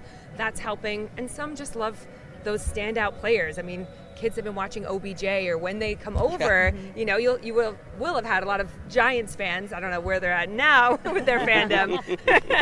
One over here. Yeah. Okay. Someone's representing. How's that going? Yeah. Gonna have a good season. I actually think they might this season, if I'm being honest. Brand new coaching staff. I think it could be a very exciting time for them. And I was watching this actually earlier, thinking that how many of these kids playing have actually been to an NFL game? Because obviously you can go in the UK now, and then in Germany as well, which is brand new and very exciting. But, you know, to go to an NFL game, you're on a holiday. You know, a lot of people, as you sort of hinted there, they'll go on like holidays to Disneyland in Florida, and they maybe go and watch the Dolphins. And it's, you know, that's their exposure. But a lot of these kids probably haven't actually been to a game. So to get that game day experience, that's why it's a little bit overwhelming. Yeah, absolutely. When you don't know what it's supposed to look like or feel like, this is a brand new shock. I mean, the amount of times, even if you think about in a huddle, right? You've got all these kids, let's say London Blitz in this occasion. Yeah. All these kids coming in to talk to you as a coach. Where do you think their eyes are? All up in the stands behind you, you know, looking at their friends who might be cheering for them or their families. And it's same with Tamworth, right? I mean, they're either watching the game that's going on when you're trying to talk to them, or they're, again, up in the fans. You've got the noise of the crowd, and it's exciting, and it's a really great exposure. But now we say, hey, we've got to develop and we've got to build on this. Yeah, you know what? I played school tennis. And every round until the final, there's no one watching. I won all the way through, get through to the end where all the parents are watching. Yeah. Absolutely fall to pieces because I just couldn't deal with the pressure. It's you have to understand that when kids are young, you know, it's, as well as being physical, the mental side of it is really important as well. And practicing visualization. I mean, that's something that you could as a team do. You know, I know you see NFL practices, they're blasting music. I don't know if they've had that opportunity at BLITZ or TAMWORTH to be able to do that. You know, get them used to noise. Can you hear the cadence? You know, make sure there's no false starts, things like that. All these little nuances that come along with being in a bigger stadium. I mean, even the NFL season, we talked about when they had no fans due to lockdown and COVID, the difference for them compared to where you have a full Viking stadium, for example. Yeah, very, very loud there. I don't know if we're ready. It looks like we're almost ready to go back now. Maybe throw back to our commentary team in just a second. But Phoebe, it's been great to chat to you, and I know that later on when we see the seniors play, we'll chat to you a little bit more. Phoebe Schechter, former coach of the Bills. I mean, what is your official title, Phoebe? You can literally sell yourself here on the live stream. I mean, I think there's too many hats that I'm wearing right now, but I will go with former Buffalo Bills coach. Anything to do with British American football and NFL flag. And legend. We'll just go. Legend, obviously. Okay, brilliant stuff, Phoebe. Thank you very much. I'll invite you to give the microphone back. We'll get you your own microphone for later. Thank you so much. Thank you very much. It looks like we're ready to go. I think so. Yeah, we'll hand back to Carl Walker-Short. And first, your lead commentator, Matt Walker. Thank you very much, John. Great half-time chat there, and I think Phoebe sold herself short a little bit because you may or may not know she was part of the Great Britain women's team that brought home the silver medal at the recent World Championships. Defeated Canada by a score of 20-13 in the semi-final, and then lost out to the Giants, the USA, in the final. But a fantastic achievement for all those girls taking part out there in Finland just recently. So great to hear from Phoebe as the second half gets underway here, and it's that man who's already scored 2 touchdowns who breaks the opening kickoff of the second half. Is Jacob Coburn, but there is a flag, comes in at the end of the play, but just such a rangy runner, Carl. Doesn't look like he's going particularly fast, but covers ground quickly. Does. He's tall and he's quick and he's got good vision.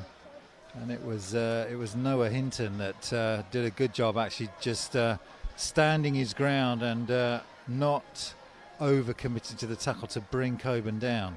We've got a Tamworth Phoenix player down on the field, and this is the way the first half ended is the way the second half's begun, Matt. Absolutely, Carl. The attrition is taking its toll now, and as if by a reminder, here's our referee. Illegal block in the back, 21 of the return team. 10 yards from the end of the run, first down, London. And unfortunately for the Blitz, all that good work by Coburn is going to be undone by an illegal block in the back on the return, which will march the Blitz back. But as we saw in the first half, field position isn't an issue for the Blitz. They've taken 2 drives, 79 yards to pay dirt, and 2 more drives, 65 yards for the same result. And with the number of injuries that are stacking up for the Phoenix, Carl, you worry about this score getting out of hand quite quickly. Yeah, I mean, it was Burkastorino, number 21 for the Blitzer, with the block in the back, and that's going to put the ball in a more manageable situation for the Tamworth Phoenix defence. They will have had a rest at half-time. But we noticed, didn't we, Matt, as that Tamworth Phoenix player gets up to his feet, that's number 25. That's Aaron Ruby. Aaron Ruby, who's making his way back to the sideline, which is good to see. We saw that Tamworth Phoenix coming back onto the field. They didn't look up, did they? They still looked like they had their heads down a bit. And when you're that young, you know, it can be, momentum plays an even bigger role than when you're an adult, when you have a bit more of that kind of emotional resilience, you know, that you get as an adult.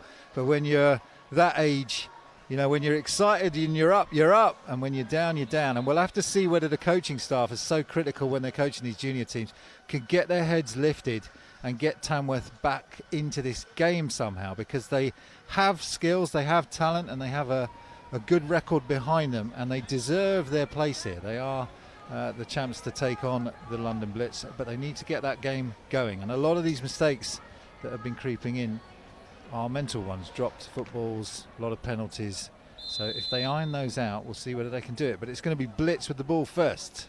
Absolutely, and there's a number of candidates who are vying for the MVP award and from the Blitz so far, but you'd be hard pushed not to argue that quarterback Harley Skinner Henry is up there with his 3 TD passes of the first half as he hands off, and they pick up where they left off at the beginning of this second half with the running back number 15 Edward Keir taking that ball up for a gain of 7 on first down. Same game plan. Give the ball to Keir. then you're going to get the ball to your other stable of running backs, and then maybe get the quarterback into the running game as well if you need to. Manageable second down, and this is what they've done. First and second down, they've been so effective so far, have the Blitz. Second and a short 4, maybe even 3, looking at the chains. Handed off once again, and that's good penetration this time. And good to see, after leaving the field in the first half with an injury, Spencer Smith making that tackle, but immediately as I say that, unfortunately, Smith drops to the floor with an apparent arm injury there. Yeah, I think they'll take Smith out now and just give him that rest he needs. He took a hell of a clattering in the first half, and obviously he wants to play.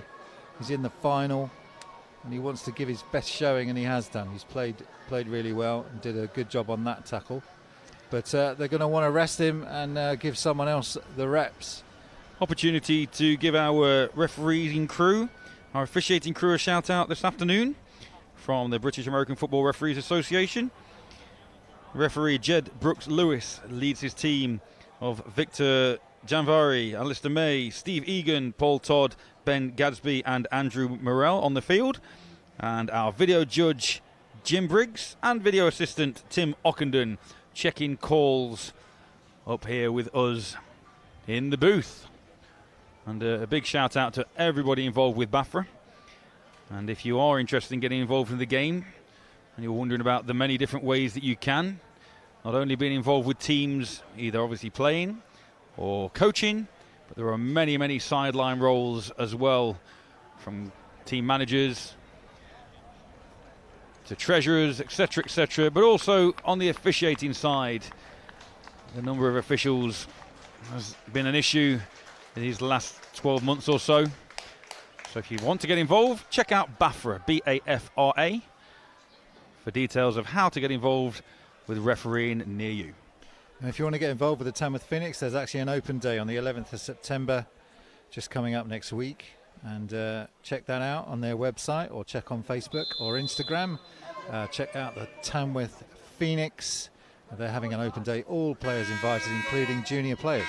Big third down, handed off to Kair, and he's stopped. And that is a great end to this opening drive for the Phoenix.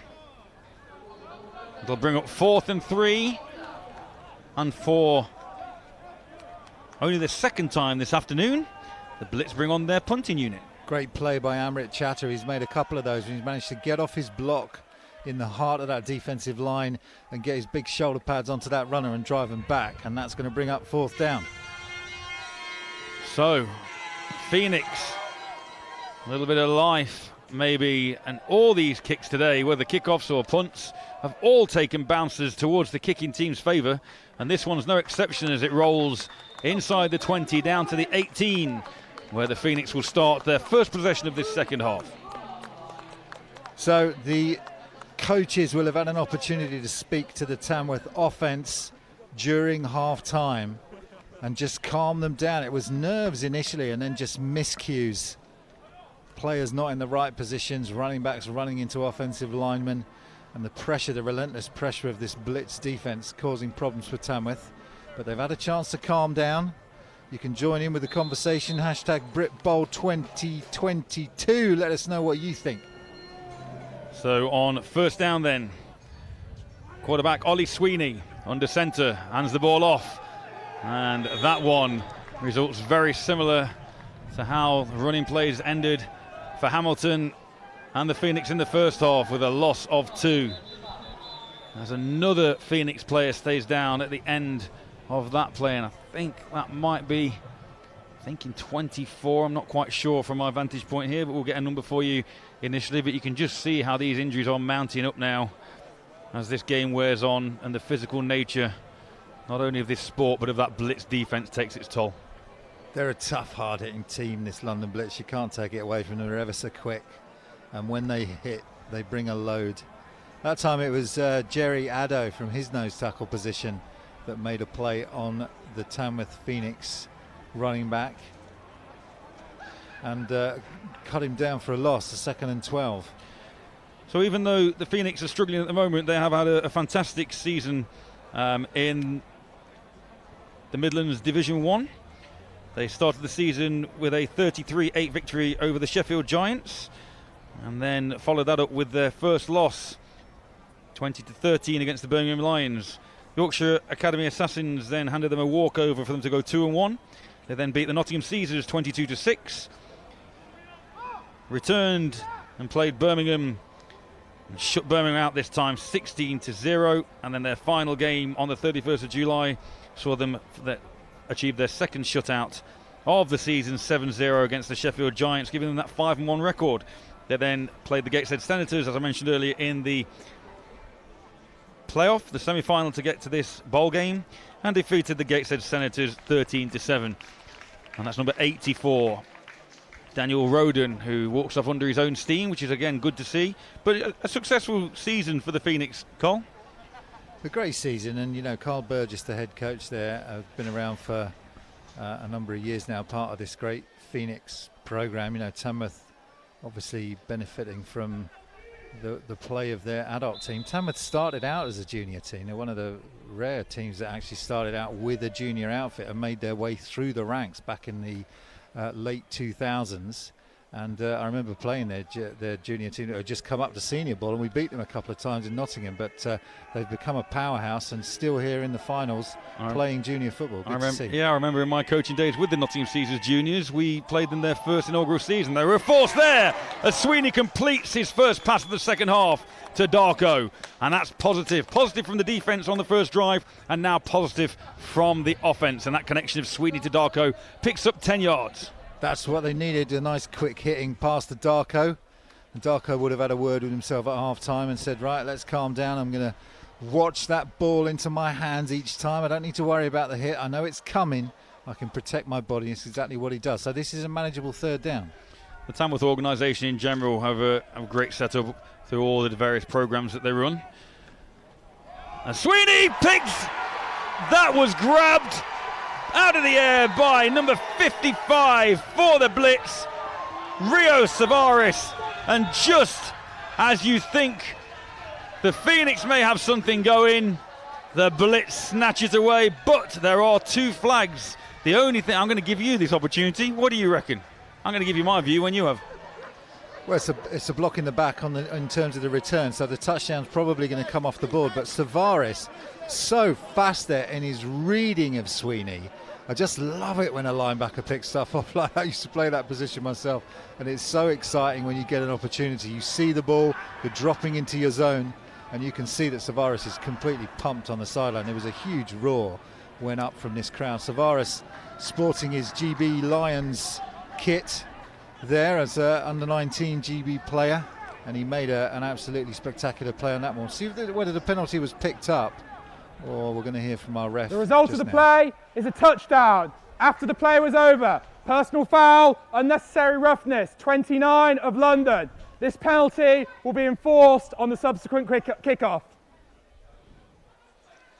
So there you go, hearing from referee Jed Brooks-Lewis. The penalty was for unnecessary roughness after the touchdown, which extends the Blitz lead 30-0. And you got to feel for the Phoenix a little bit. They stood strong on defense, got something going on offense, as Harley makes a dive for the end zone, but to no avail. Harley Skinner-Henry cannot add the extras once again, and it remains the London Blitz 30 and the Tamworth Phoenix 0. Yeah, here's the pick. You can see Savaris just jumps the ball, just has great vision to see exactly where Sweeney wants to get that, and the receiver doesn't have a chance. So difficult to see those undercutting linebackers, because as a quarterback you're expecting them to drop into their zone, but they changed direction quickly, and it was a great read by Savaris, and he just fully deserves that touchdown as he comes onto the kick coverage team now. So many of these teams playing both ways, playing offense, playing defense, playing special teams. That's what you do in nine-a-side football, and you get that great all-round coaching and training and an opportunity to try out different positions on the field before you make your way, hopefully, into senior football. That penalty is going to march the Blitz back on the kickoff, back to their own 20-yard line. So they're going to kick from there, which should give Tamworth decent field position To be fair though, Carl, they've had decent field position all afternoon, and unfortunately the blue machine has not allowed them any pathway through to find any points of their own.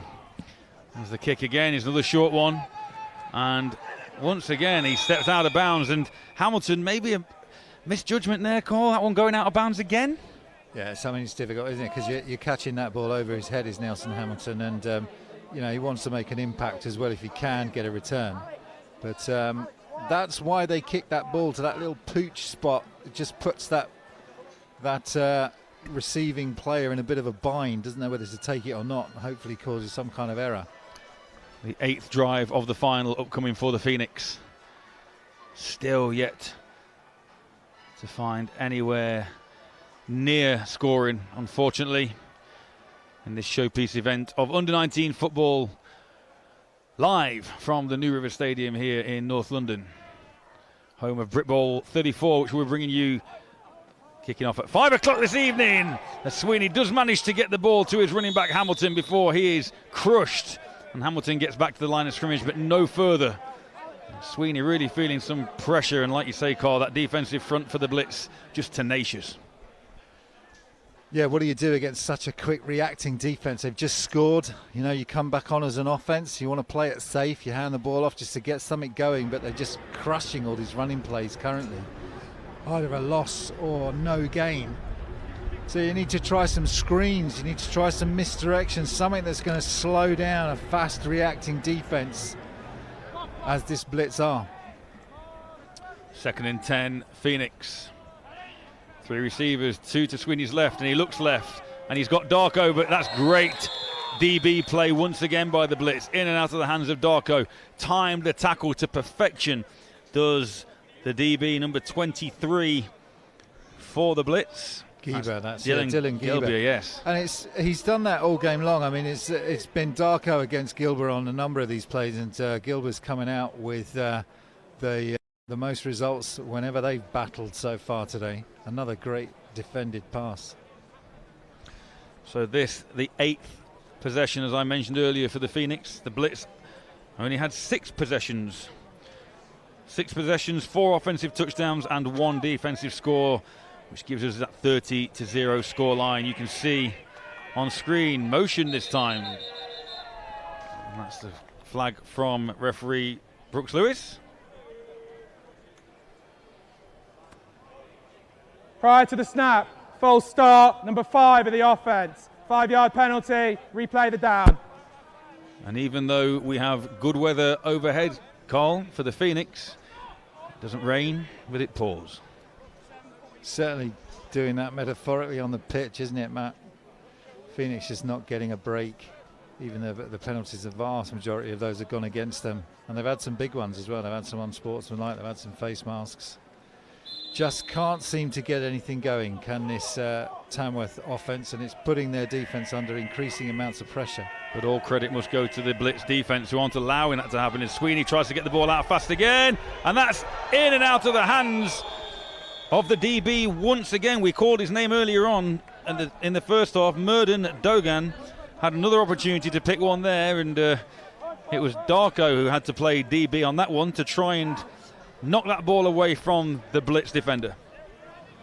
You can't blame Sweeney. I mean, we've got to take some shots. That's what they'll be saying, the coaching staff. You know, we're here in the final. There's no tomorrow for this season. We've done well, but we've got to take some shots to the end zone. And Darko's their best player. But he's been defended so very well, and they're not going anywhere else. So it may be they need, as you said earlier in the analysis, Matt, to bring some of those receivers in just so they can take a little bit of that distraction away from their number 1 threat. So another 3 and out for the Phoenix. There's a low snap fielded well, and that's a good punt. Lovely spiraling kick, and Coburn off his fingertips. He picks it up at the 10. He steps, and now he's got some daylight in front of him, but that's Redhead who harasses him down to the floor inside the 15. And the Blitz will start their 7th possession deep in their own territory. But as I mentioned earlier, that doesn't appear to be an obstacle for them on this day. Been impressed with Redhead. Obviously Coburn with his 2 touchdowns, and you know, doing the kick return duties as well, and that was nice and calm in terms of picking it up. Often when you have that situation where you've got a little bit of extra time to pick it up. If you can be calm, you can try and find some gaps in that return game. But Redhead really did a nice job there, just standing his ground, not over-committing as a tackler, making sure he got Coburn to the ground. So here we go again then with Harley Skinner-Henry, and he's going up top again, and that one is in the vicinity of Darko, and Darko had an opportunity to get it straight back for the Phoenix. And that's not the first time we've seen Darko put the ball down this afternoon, Carl. For all his talent and all his explosiveness, there have been a few that he'd probably want back. Yeah, he's had a few issues with catching as Darko, and it seems like he's gone to ground there and just twinged his back a little, so we hope he's okay. But that was definitely an opportunity for Tamworth defence to get a turnover of their own, and they've had a couple of those that they've just not managed to pull in.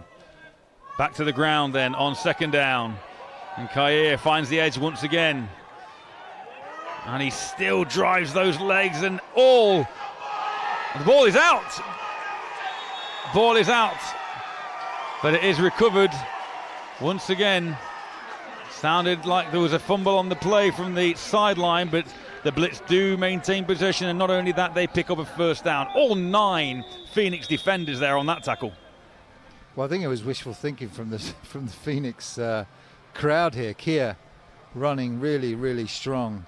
Great stiff arm as he hit that line of scrimmage. If we get an opportunity to see the replay here, it'd be great to see that piece of running by Kia.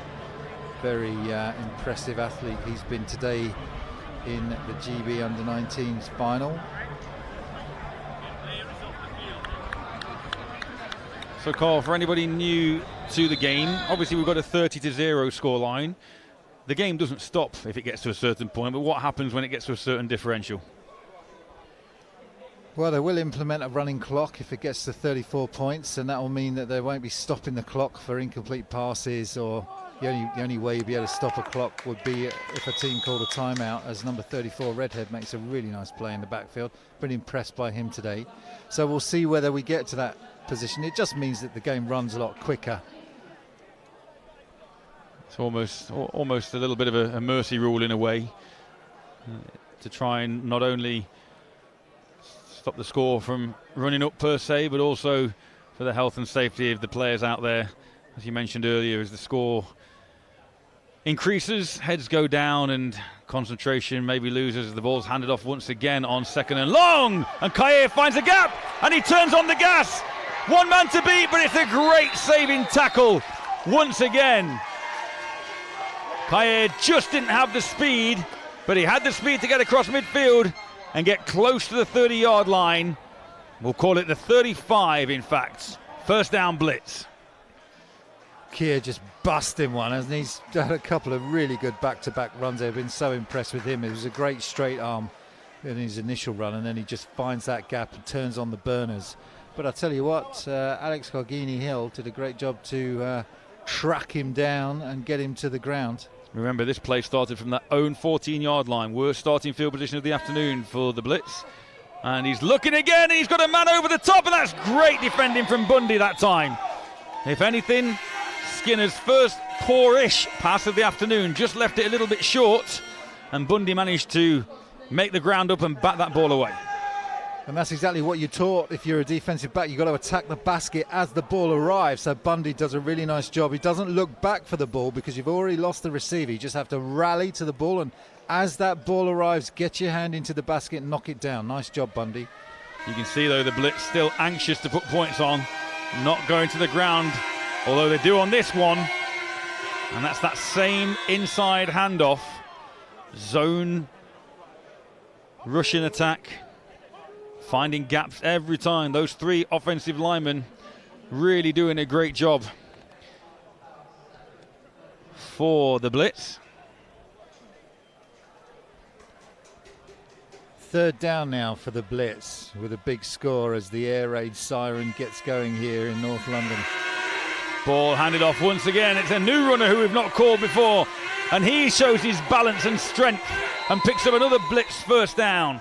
Number 17. That's Chris Owama. We called him early on in the game, but haven't seen him since. And at this stage, like I said about those running backs finding gaps, credit to Alete Akunlola, number 63. Also, number 64, just trying to find Malik Sanau, and number 56, centre. Where is he on my roster, number 56? Can't find him at the moment. We'll call his name when we can. As once again, a running back, quarterback designed run. And kind of the only way that the Phoenix can stop this blitz attack at the moment is if the blitz players take themselves down. And unfortunately, it was Iwama, wasn't it? Number 17 just ran into the back of his quarterback. You'll see it here. Iwama just trying to get out ahead to get the block for his quarterback. And unfortunately, he runs straight into Skinner Henry and knocks him to the ground. I must say at this point, I know I've called quarterback Harley Skinner Henry a few different names this afternoon, so apologies for that.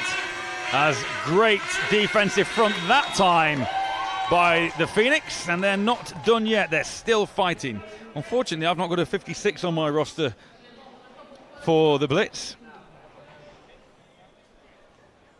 No, that's right, Matt. We don't have that player, but he has been great on offensive line, and it's good, Matt, that you're calling him out, because it is the blocking. I mean, we've mentioned the stable of running backs that they've got on this team, the London Blitz players, but the blocking's been fantastic today, hasn't it? Always easy to call the players with the ball in their hands, but down in the trenches there, particularly when it's only 3 men down in the trenches.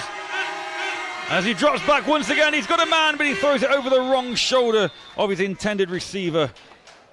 Number 82, that's Finton Phillips. And another incompletion, but only the 5th of the afternoon for Skinner Henry. And that brings up 4th down. Now, once again, you're looking for little wins if you're a Phoenix player right now. And if they can stop them here again on 4th down, that will be a significant but small win, which will buoy those Phoenix players into hopefully finding some points of their own before this one's done. So 4th and 14. And here's that design QB run again. And he backs himself, and is he going to get there? He's not!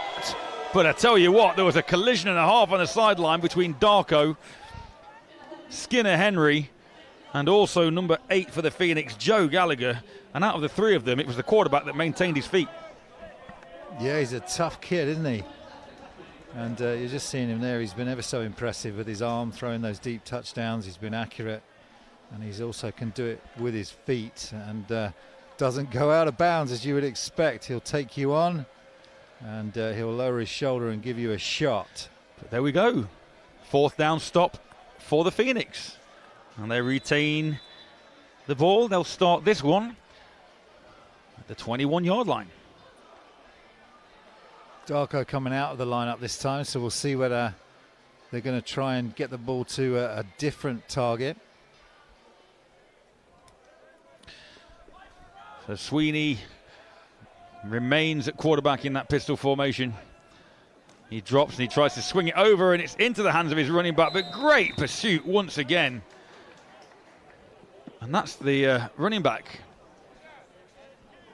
Kia, yeah, he's just so fast, isn't he? Just sees it quickly, and you think, here's Tamworth with a little bit of space, but they close it down so quickly to these blitz defenders. Great athletes on this young under-19 side. 2nd down. Chains moving the wrong way. 2nd and 12, Phoenix. 1 safety deep, as there has been all afternoon. And that's intercepted once again. And that's going to be the 2nd pick 6 of the afternoon for the Blitz. And there is that 34-point margin. Emmanuel Singo. No flags. 2nd pick 6 of the afternoon. Yeah, Sweeney zings it into Singo, and it was a similar read, wasn't it? It was just quick reacting to that ball, just in his drop with Singo on his defensive back position, from his linebacker position rather, just dropping. Sees Sweeney throw it, cuts the route, another 6 points. These Blitz, 2 defensive touchdowns now. Here it is again, Carl, like you say, just Sweeney trying to get that ball out quickly. Yeah, and he's just underthrown it, hasn't he? And Singo's just right in the right place at the right time to take that one all the way untouched into the end zone. That's 2 picks now. The last 2 scores have come from this blitz defense. So 3 scores on offense. And this time, sorry to interrupt you, Cole, this time the 2 points is good. As Skinner Henry finds number 32 on your screen right there to tack on the extra points and take it to 38-0 in favour of the London outfit. That's Callum Holder.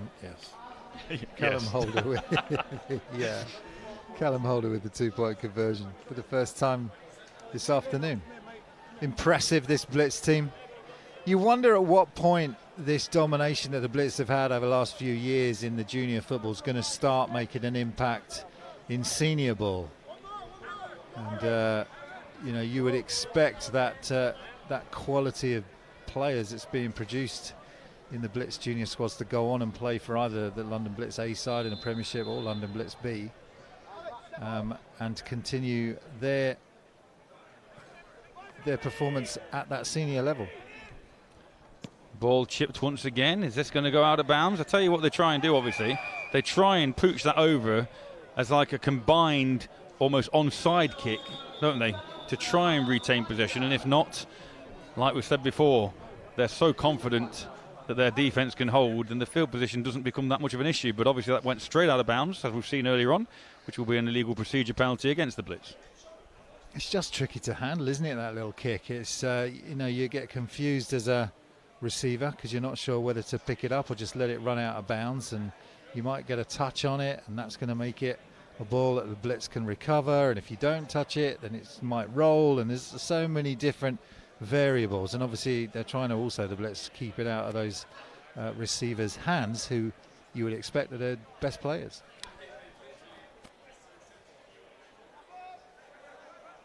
So we are still called as well in the third quarter.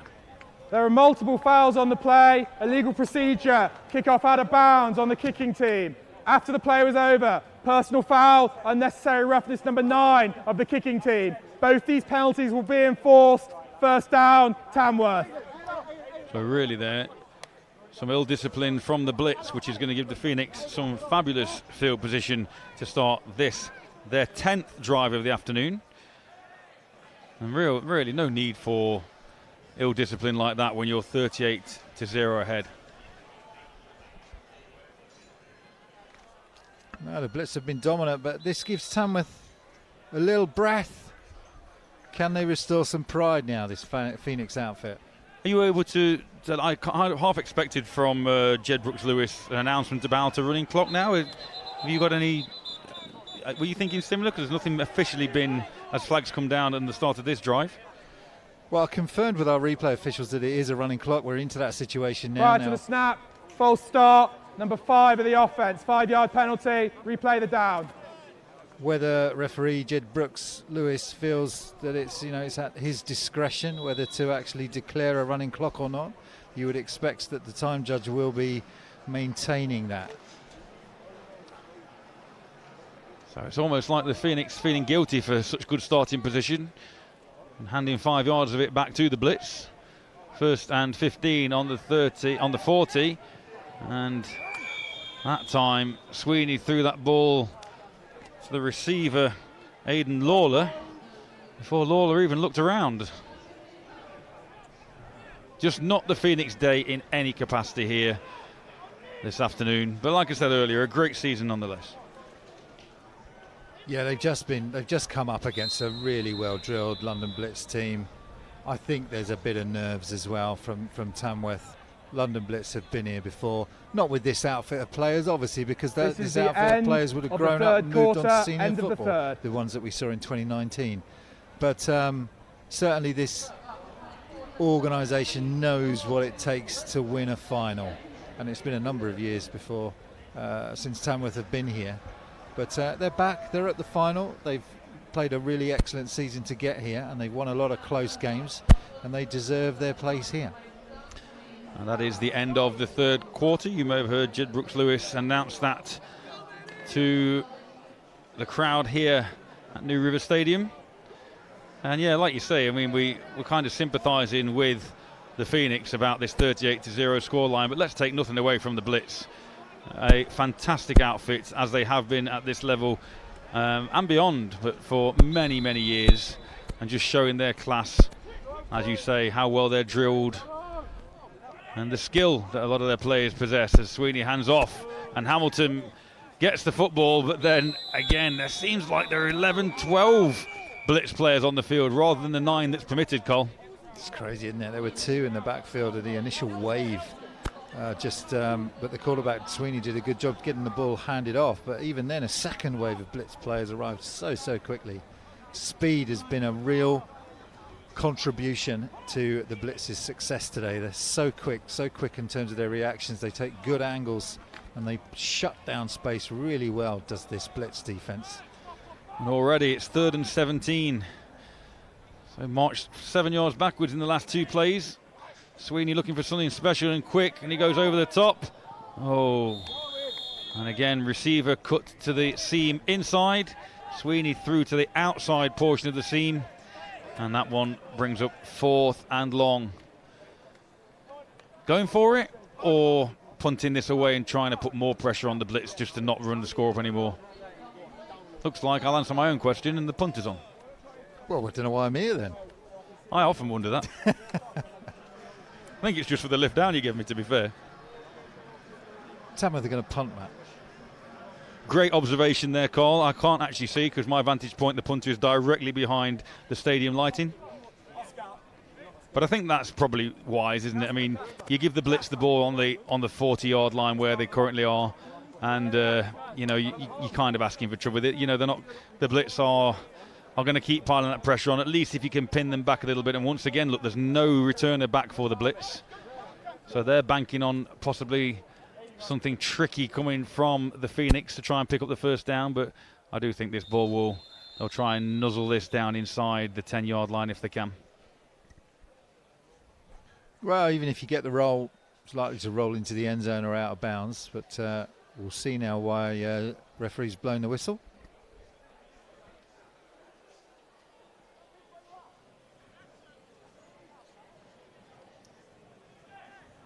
Delay game, number 3 offense, 5-yard penalty, still 4th down.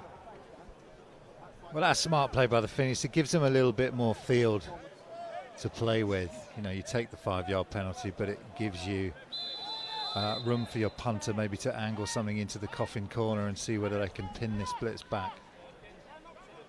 So Christian Pohl on to punt for the 4th time today.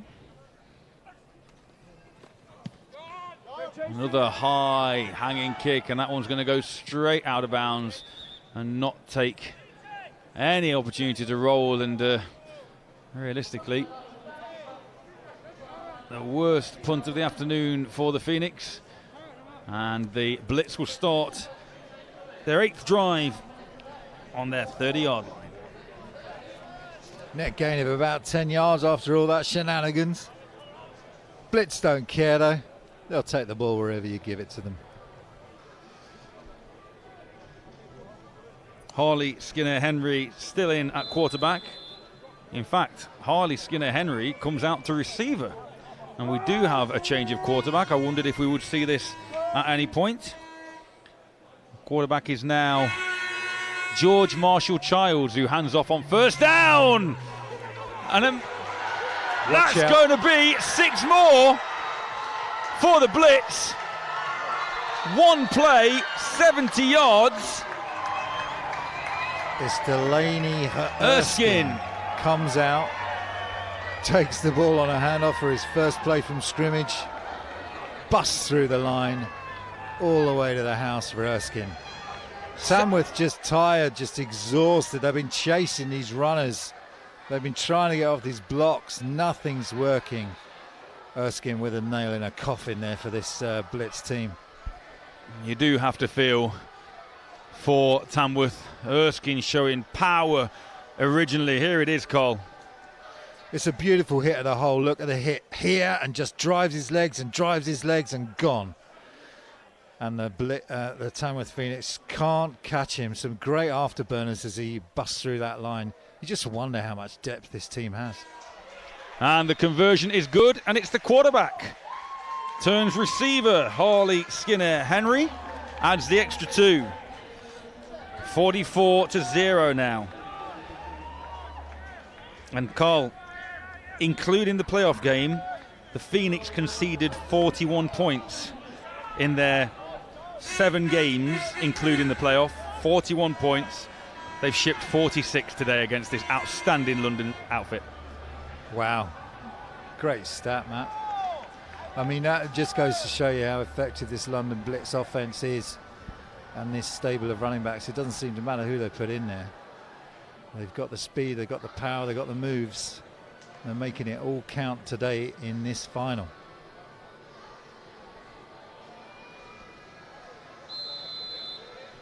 So that clock will continue to run. Every Phoenix player out there should be proud of their continued efforts. And there's Redhead. We've called his name a number of times. Turns kick returner this time and takes it inside the Blitz territory for the next Phoenix offensive possession.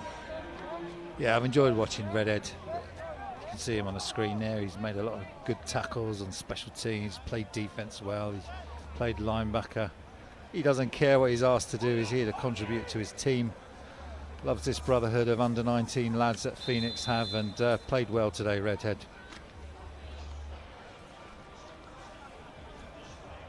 Seven touchdowns this afternoon for the Blitz. 3 through the air, 2 on the ground, 2 by way of defensive pick sixes. The complete package this afternoon, Cole. They can do it all. They're tricky. Timeout taken. London, this is their first charge timeout. 6 minutes and 55 seconds remain in the fourth quarter. They're tricky and they want more. And they want to stop this running clock to give even more of their backups a chance to come in and show what they can do in this national final in front of this, in front of you watching at home, and in front of this big North London crowd, which continues to grow. So impressed how many people are down here. It's continued to grow throughout this game as we move towards the big Brit Bowl final later on. It kicks off at 5 p.m. this afternoon. Promises to be a great game, that one. This is just a quarterback keeper by Sweeney. He's just trying to get something going. Here's Ollie. Oh, and some afters there from Ollie Sweeney, but no flag comes in, so got away with one there. I think that, you know, a London Blitz player, just some frustration holding Ollie down, and Ollie didn't like it. No, and it's difficult, isn't it? Because Ollie's really had nowhere to go all afternoon, either on the ground or through the air, and you can understand the frustration not only from the Phoenix players in terms of that last particular play, but when you're 46-0 down and the opposition are taking timeouts, you know, it appears that the Blitz may be looking for that 50 burger in a final. And you can understand the frustration. The most the Blitz have scored all year is 42 points against the Hertfordshire Cheetahs at the end of July.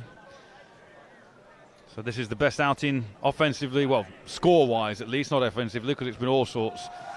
As Hamilton manages to spin and pick up positive yardage, it'll only be 2 or 3. You may well see a timeout again here from the Blitz. Yeah, and again, it's the right play call. They're just a little delayed handoff to number 5 so they can get beyond that first wave of attack from these blitzing London Blitz defenders. But they're so quick with that second wave coming in just to side these runners down. And again, Ollie Sweeney will find himself 3rd and 8. 3rd and 8 indeed. Can Sweeney in the offense convert here? Or will the Blitz get one more opportunity before the end of this under-19 championship? Stay with us at the end of this one for the presentations as Sweeney rolls into trouble, but he does find a man. But it's a great open field tackle as Christian Pohl makes the reception. Yeah, I mean, and it's good that they're trying to get the ball to some other receivers now. Obviously, they've gone to Darko so many times now, and just with limited success, although there were a couple of catches. So getting it to Pohl, they get another 4 yards, but they're having to use every inch of this 4 downs. They're having to use every down. It's 4th down. Can they, claw for an additional 3 yards to retain the ball? Oh, you know the Blitz aren't going to let them have that easily. As Sweeney again quickly out of his hands, and he's got it, and Darko Beautiful little pass there from Sweeney to Darko. Obviously too little too late, but positivity for the Phoenix towards the end of this one. First down, Tamworth. Yeah, that was better by Sweeney because he just waited till Darko had gone beyond that linebacker. And once you're beyond that linebacker, then you can release the ball. He's been called out a couple of times on interceptions where he's thrown the ball a little bit early, not allowing his receivers to run free. So this time allows the receiver to get beyond the linebacker and gets the completion. I don't think anybody around the country, unless you're involved with the London Blitz team, one hopper just short of the Blitz defender. Yeah, I don't think anybody would begrudge the Phoenix a score at this stage unless you're linked to the Blitz somehow, who will be desperate for that shutout. Well, also, if you're a London Blitz defender, you will not want to give up a score. You're always going for that shutout, always going for that 0. Always looks better. Most frustrating thing if you're a defence is if your offence let their opposing defence score, then it looks like you've let one in and you didn't. Absolutely. So as the clock continues to run here, 2:15 is the real time. Not a great deal of time left in this Under-19 Championship. I say stay with us at the end for the presentation. We'll hand down to John and Tash in the studio and then come back up for the presentation as Hamilton moves to his left, then tries to cut it back upfield vertically, but he's met and sandwiched by 2 Blitz defenders, one of which is Rio Savaris, touchdown scorer himself earlier on. Well, it was both the touchdown scorers actually. It was Singo and Savaris both combining on the tackle there. So you can see on the screen there. On the offense, 5 players in the backfield. That penalty is declined, 3rd down. So the Phoenix, they're guilty with 5 players in the backfield. Not enough men on the line of scrimmage on that one. But the Blitz decline that, as it will still remain 3rd and 12, and the Blitz confident that they have enough in the tank to not give up that much real estate. Now, who do you think is today's MVP? It's up to you guys that are watching. You can jump over to EP Sports Instagram story. Check out EP Sports on Instagram, and you can have your say on your MVP. We will announce that during presentation time as well. So loads still to come from this one prior to that Brit Bowl 34 matchup between the London Warriors. The 2-minute warning. 2-minute warning on the field. Sorry, Mr. Brooks Lewis. Yes, so much more to come before Brit Bowl 34 kickoff at 5 p.m. between the London Warriors and the Manchester Titans. As Sweeney goes back again, he looks at Darko, and he's got Darko on that same pattern. Little 3-4 sort of mini post, skinny post pattern there. And Darko makes his 2nd reception on this drive. Yeah, they weren't connecting with it very early on, but they're just getting Darko into the game now. Just a little bit concerned about Darko there. There's been a number of times where he's kind of gone to ground and comes up a little bit with his eyes slightly wide, so we'll have to keep an eye on him in the game. I'm not sure about, I'm just pointing out to Carl here in the commentary booth, I'm not sure about the hoodie under a jersey. For number 19. Number 19 Tamworth. for the Phoenix, yeah. As ball is handed off and Hamilton's got space on the right-hand side and he goes through and it almost looked like it got daylight, but on 4th down, he picks up a Phoenix 1st down. And it's a timeout for Tamworth as well. 1st down, bang on the 10-yard line. Yeah, Savaris makes the saving tackle there, otherwise there would have been a touchdown for Tamworth.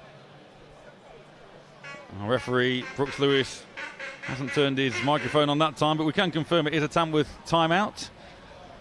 10.5 yards away from pay dirt, so they can still technically get a 1st down without scoring. Here's that run. Yeah, you can see it's quick burst up the middle, some decent blocking, cuts to his right, and there's Savaris, bam, straight down. And that's what you do as a linebacker, pursuing that to that near side hip and then taking him down when you get there. Nice tackle. Yeah, where do you stand on the on Aidan Lawler and the hoodie under a jersey? Well, I never bothered with it, but then I wasn't really concerned about fashion. It's all about the bling these days, Matt. Surely something else to be able to grab onto, though. Oh, Sweeney is buried. And the ball comes loose. And that promising Phoenix drive is snuffed out as Sweeney gets absolutely demolished, looking back for Darko once again. Guess who? Savaris? He's come alive, hasn't he?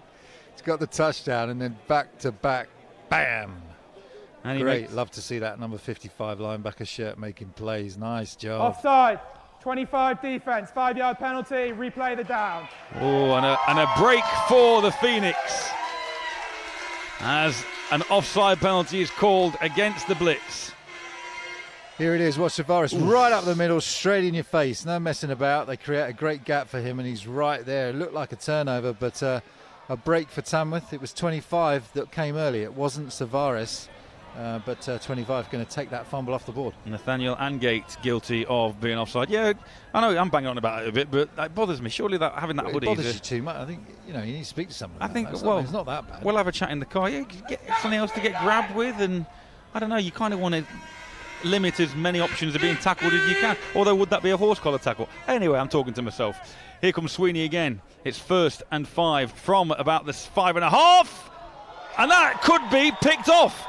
Waiting for a signal from the official. Did he manage to get his hands under that one? No one wants to call it, do they? Did he get his hands together? Wasn't it? I'd love to get a replay on this if possible to see whether he managed to get both hands under the ball or not. Darko gives him a 5, says nice effort. That's Thabo Witter as the officials still. And that's, it's called touchdown, but it's not a touchdown because it was caught by a Blitz player. So if it was a catch, it is a touchback, and there is the signal from one of our officials.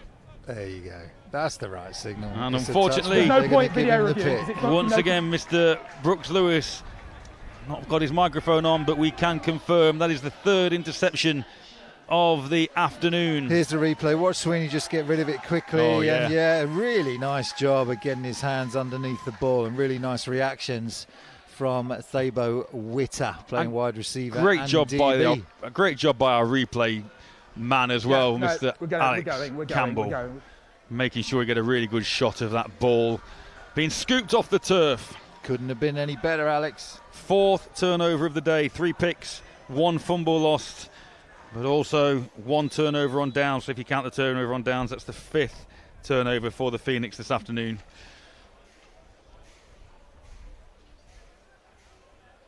And you've got to feel for the Phoenix being so close. Sweeney and Darko connecting on that last drive. Here comes the bucket.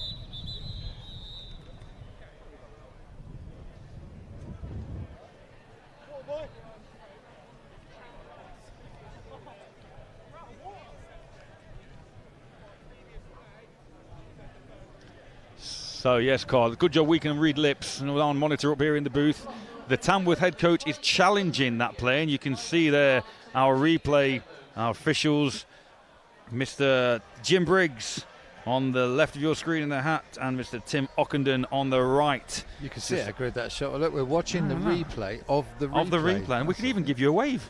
There's Carl and I there in our right here in the background. You. Let's see, it'll be an interesting one. Jim's in the pink, Jim Briggs in the pink, and Tim in the hat. Apologies, my they can just my identification. Let's see what. Here's referee. After further review, the ruling on the field stands of an interception in the end zone. 1st down. And I think, Carl, from the replay we got, it did appear that those hands were underneath. Certainly did. I thought it was a really nice job. And again, hats off to Thabo Witter with the interception. And that is the end of the game. That is the end of the game. It's the London Blitz with the big win. And there, just off camera, Coach Jason Henry gets the Gatorade bath. Other energy drinks are available. If you said challenge, I would have said fine. Right? And well deserved from the London outfit. They run out under 19 championship winners by a score of 46-0 over the Tamworth Phoenix. Carl, just before we hand back down to our studio, let's just sum up that particular game. It started off not great for the Phoenix and kind of went from bad to worse. Yeah, it did. The Blitz deferred, and then once they deferred, that's the only deferring they did, because every single possession they were on point, scoring those 6 touchdowns, including 2 defensive touchdowns. 7, my friend, sorry. Some great defensive touchdowns as well, 2 of them.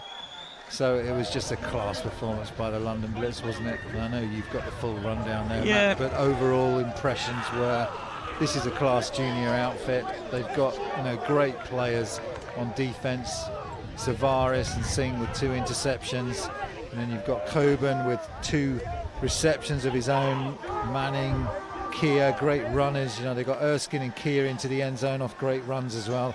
They can do it all, can this London Blitz team. Yeah, the Blitz really just suffocating the Phoenix all afternoon. Turnovers, they can score on offense, they can score on defense, they can put the pressure on special teams, and a really special performance to cap off what has been another outstanding season for this London Blitz outfit. Let's hand back down to the studio where we'll hear from John and Tash before we see the presentation of this Under-19 Championships. Oh, apologies, it's Phoebe with us rather than Tash at the moment. So, Phoebe Schechter, but first, back to John Jackson. Here we go, a very, very dominant game. Phoebe Schechter alongside me. I did kind of say that this could be a shutout game for the Blitz, and it was. I mean, Tamworth didn't really look close to scoring, did they? No, it's tough, and you did call it. Absolutely, give it your dues where you saw it. You know what? The Blitz are just such a physical team, and I'd say that's the biggest standout is how physical they were consistently throughout this. I mean, the way they were getting in the backfield before the quarterback could even let the ball go. Just their ability to read the game was just that step above. And I mean, in a lot of ways, it just shows where we need to get to, where we need the rest of these under-19s to arrive to. Now, in terms of Tamworth, obviously, you know, it's going to be quite a disheartening moment for them. It's such a big score and obviously not getting on the board at all. But where do they go from here? I mean, where can those players that are going to continue who are still under 19, where can they improve from what you've seen there? Yeah, I mean, I think first off they need to be so proud of themselves to get to a final. This is a really big deal for under-19s, a big stage for them to be able to perform on. But now I think going back to the drawing board, I can't say it enough, working on those fundamentals. It wasn't the scheme that beat anybody out here today, it was the fundamentals. So getting in your stance, getting as many opportunities to play football. It doesn't even have to be tackle football. That catching in traffic, we saw a couple of different receiver scenarios there where, you know, if they just had a bit of that stronger grab on the ball, again, Blitz were so dominant, you know, they were reading the play, coming down, breaking up the pass almost before it happened. I think the sense of urgency is something that you were saying to me while we were watching that. You know, sometimes, I mean, and obviously when you're down so heavily at halftime going into the third quarter, it's going to be a bit tricky, and that's probably why, you know, when you go on into the fourth quarter, it kind of gets away from you. But that sense of urgency is something that even in that third quarter there, they could have improved on. Yeah, and I mean, it's tough sometimes because, like you're saying, you are down, but that doesn't mean that your goals have to be, okay, we need to win this game. Your goals can be, hey, we want to stop them from getting first down. We want to achieve X amount of first downs or get to a certain spot on the field. I think starting to change your viewpoint where maybe the end goal no longer is, hey, I think we're going to win this, but what are realistic goals that we can build towards? But exactly as you said, that sense of urgency, being set when the play is ready to go. I mean, we saw the Blitz D-line, they were coming off the ball, getting after it, getting in the backfield, and you know, even the DBs, that's a really tough position to be in, and they're looking elsewhere, they're stood upright. I mean, just all these little pieces together really shows there's still a lot of growth and development to happen. Even coming on and off the field, and you know, we notice these things, and obviously it's hard when you're losing so heavily. In terms of this result for the championship, and we talked about this a little bit at half-time, having such a huge sort of, I don't want to say mismatch, because both of these teams, as you said, they've got to a final, but in terms of the score being so heavily weighted in one side's favour, it's not great for the competitiveness. I think this league perhaps needs to look at how it can be more competitive, because London Blitz just dominate constantly. Yeah, and a lot of times they really do a great job of recruiting athletes, and that's something that I think as an entire sport we need to look into more. How can we go and look at other sports, get more rugby players, more track stars, basketball, whatever, volleyball, netball, look at what these other athletes are doing, try and get them involved in our sport. It doesn't have to be picking from the same pool, especially when they're younger like that. But you know, and I'm going to relate this back to our women's game, because women's, we play sevens, and obviously for our 19s we're playing nines, but we have some special teams involved. I mean, we saw it a couple times, almost that lack of awareness on special teams. You know, punt is always a tricky one, right? Like, do we get away from it? Do we touch the football? What happens here? But getting more experience with that, getting them playing on a big field regularly, you know, getting the extra two linemen is great in terms of nines, but how do we we really need to get everybody playing 11s as much as possible. And I think we're at a spot in the UK where, you know, there are some teams who potentially wouldn't survive if we said you have to bump up to 11s, but I think that's a really big decision for us as an entire sport. Are we going to be community-led, or are we going to be that elite sport level?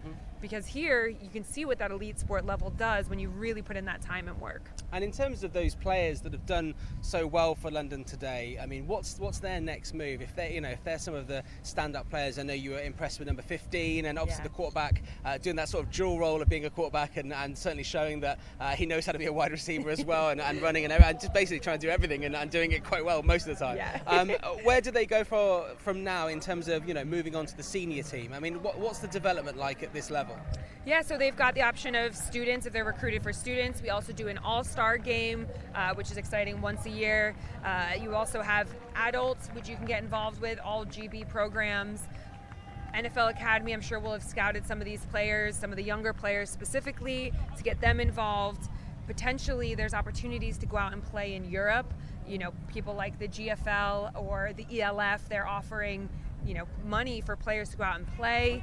So there are a lot of different opportunities. I think it's really for the athlete to decide, what do I want my future in American football to look like? I would hate to lose any of these kids from the sport today. Okay, Phoebe, I've got to leave you there. We've got to hand back to Carl and Matt for the presentation. Thank you, John.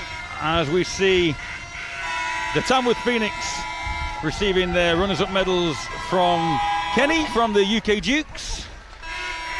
Sum up their afternoon for us, Carl. They've had a great season, and they fully deserve this runner-up medal. They've won some really close games. Today it just got away from them, and I think if the game had been closer they would have felt like they could compete.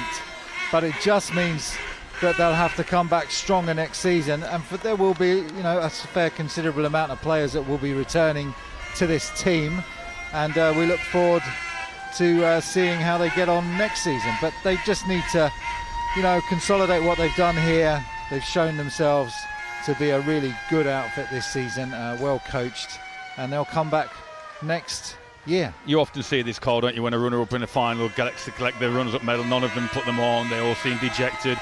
Is there a point whereby these guys will reflect on the season and kind of go, you know, actually we did achieve something this year and let's build on it for the future?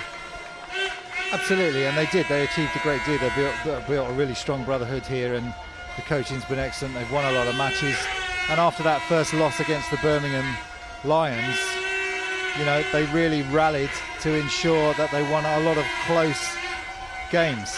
And you can hear the following probably on our effects mics of all the Vuvuzelas and the Tamworth Phoenix. Tash, obviously from your perspective, a tough one to take for the Phoenix from your perspective. But what can they kind of, you know, gauge from this performance this afternoon, do you think? I think the fact that they made it here, that's the one big positive that they need to take away. But also, I think that they can start to use this as a learning curve for them to, when you look at the BLITZ and how dominant they are, that's basically, think about the fact that you just played against an incredibly dominant team. You can start looking at this performance, start watching the film back and start looking at where you went wrong and working on those for next season to get here. And now we see Kenny presenting the under-19 champions with their winners' medals. And Carl, does it ever get boring being at the top of the tree? Well, I'm glad you asked me that question, Matt. I wouldn't know. No, I mean, I think the London BLITZ have come back year on year. This is a great organisation. We've interviewed Chris, haven't we, a number of times, the head coach of the BLITZ, and he's just a guy that's completely committed, Jason Henry, to making sure that this programme works, and he's done it over a number of years. And when you speak to the players, they have so much respect and love for him as someone who's mentored them, and it's such a formative part of their lives, you know, this key part of their lives, 17, 18, 19 years old. I know that when I played junior football, that was some of the most exciting years that I played, as both for my club and for my country, and I'm so grateful for those years. You build relationships there that have never died over the years, and London BLITZ coming back year on year, still being dominant. I'm just waiting for that dominance at this age to really begin to show in their senior programs, and it's not showing up as yet. You know, the BLITZ are still there or thereabouts, and the B team as well. Obviously they've got the B team in there too, so yeah, but they just haven't closed that gap on, you know, the London Warriors or some of those other teams from the north. So, I'm hoping that effort and emphasis that Jason Henry's been putting in year after year will really make a difference. Does the fact that they are perennially successful, Tash, does the fact that the Blitz are perennially successful add extra pressure year on year to getting back to the top? Because obviously it could be said that when you're at the top, there's only one way really to go. Oh, massively. I think that the problem for the Blitz now is the fact that they have to continue this dominance, and that, like what you said, it adds so much pressure on them as a team, but just on these individuals. And as we all know, under 19s, you lose players consistently, and it's so difficult to retain players and keep them interested or keep just people wanting to come to the team. The fact they are such a dominant team and they are champions year on year, it does help with that. And also the fact they literally have the whole of London coming to them, it's so helpful in that fact. But actually, it puts pressure on the players, and it puts pressure on especially the new players that are going to be coming in year on year, because they're thinking, God, we've got to live up to this expectation of the fact that we're champions and that we are dominant. How do we then continue that dominance? Absolutely, it's a good point. But at the same time, obviously everyone wants to be part of a winner, so therefore that will help recruitment itself as well. As we see the last few players before the coaches receive their winners' medals. Carl, we were talking about MVPs earlier on. Who would your MVP have been? I think there's a few candidates for the Blitz. I think you can't ignore the play of Harley Skinner Henry, who was outstanding at his quarterback position. Just made sure whether he was throwing the ball for those deep vertical plays early on or whether he was running the ball. He was just an outstanding athlete to watch. Jacob Coburn, obviously brilliant with his 2 touchdowns, and he was also making plays on special teams as a returner. And then on defense, I thought the play of Rio Savaris was outstanding and was really excellent, both in terms of his interception, but just in terms of making tackles and just being around the ball and sacking the Tamworth Phoenix quarterback. So those would be my candidates. I expect it will go to an offensive player when you put up so many points, but we'll just have to see. Well, I'm not going to share it with you yet. I'm not going to share it with you what I've heard, but I would agree with those nominations that you put.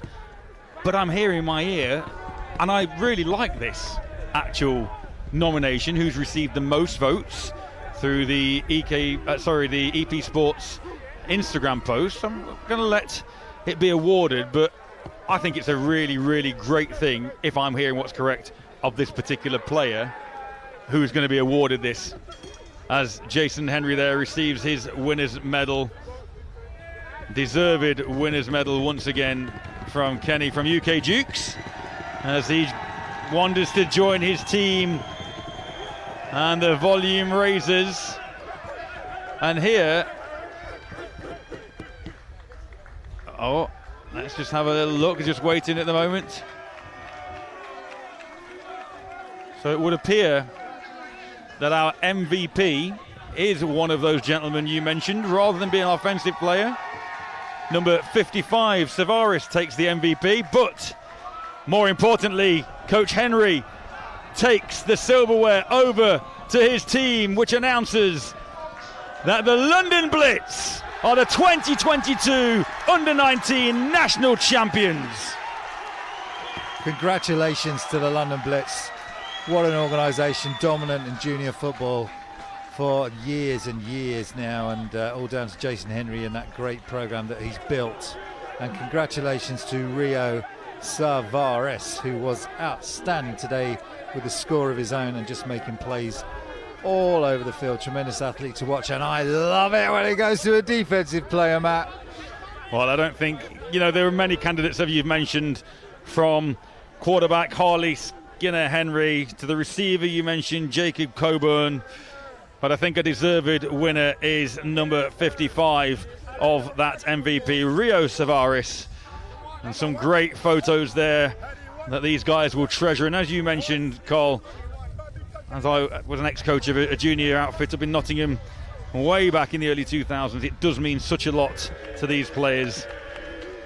It's massive, I mean, we've got back in the early 90s, I played my junior football, and there's Rio Savaris, look at that, holding the trophy, and congratulations to you great play, great pick, such great reactions, and really had a great game as his players will support him. And it's building those brotherhoods. It's building that connection between the different units on the field, the different individuals, and these will be friendships that they have for life. We've got since 1991 there's a Facebook group that's grown up, and we're still connected now, years and years and years after those games took place. Absolutely. So as the Blitz take their lap of honour and celebrate with their coaching staff, spare a thought for the Tamworth Phoenix, worthy opponents today and a great season for them. Colin and I will be back later on for the big one, but before that, let's hand back down to John in the studio. It's hard to watch sometimes, isn't it, when you've got a team celebrating all jubilant with a nice shiny trophy that they've obviously messed up now. It's very, very, you can see a reflection in it earlier. We weren't allowed to touch it. You missed that bit anyway. And then you've got Tamworth behind us now, who are just sitting there just dejected, and they've got a longer trip home, and it's kind of part of the game, isn't it, winning and losing and being a good loser. Yeah, absolutely. And being a good sportsman, celebrating the Blitz, they earned this win today. And again, they're going to go back. The coaches are going to reevaluate. The players have to take a look at themselves and see where they could have gotten better. I've always had a 24-hour rule. You've got 24 hours to let it settle, think about it, and then you've got to move on and start planning for next year. I mean, I think that's a typical Bill Belichick line as well, right? On to the next season. So it's exciting for them what could happen in the future, and that's where that emphasis has to be. Excellent stuff. Well, we have one more game coming up today, and it's the big one, London Warriors against Manchester Titans. I can see on your face you're looking forward to it. I mean, what are we looking out for in that? Obviously, we will be back live in a couple of hours or so, but just as a little tease for people who have watched that maybe for the first time, might be your first ever British game of American football you've ever watched, and now you want a bit more later on. What are we expecting? I think we're going to be seeing a very physical London Warriors side. They're very known for that. But Manchester Titans, this is the first time they've played Warriors, and the way that the North play and the way the South play has been very clear in the past, and I think that Titans are kind of coming down here trying to prove a point. So I think this will be a very exciting game, especially that first half where both teams are trying to be as dominant as possible. Excellent stuff. Well, it ended here 46-0 to London Blitz against Tamworth. Not a great day for them, but as I say, we've got one more game coming up, and if you enjoyed that, Phoebe Schechter will be alongside me. We'll be building up from around about 4:25. It's a 5 p.m. kickoff here in North London. If you enjoyed that, you're going to definitely enjoy Rip Bowl 34 later on.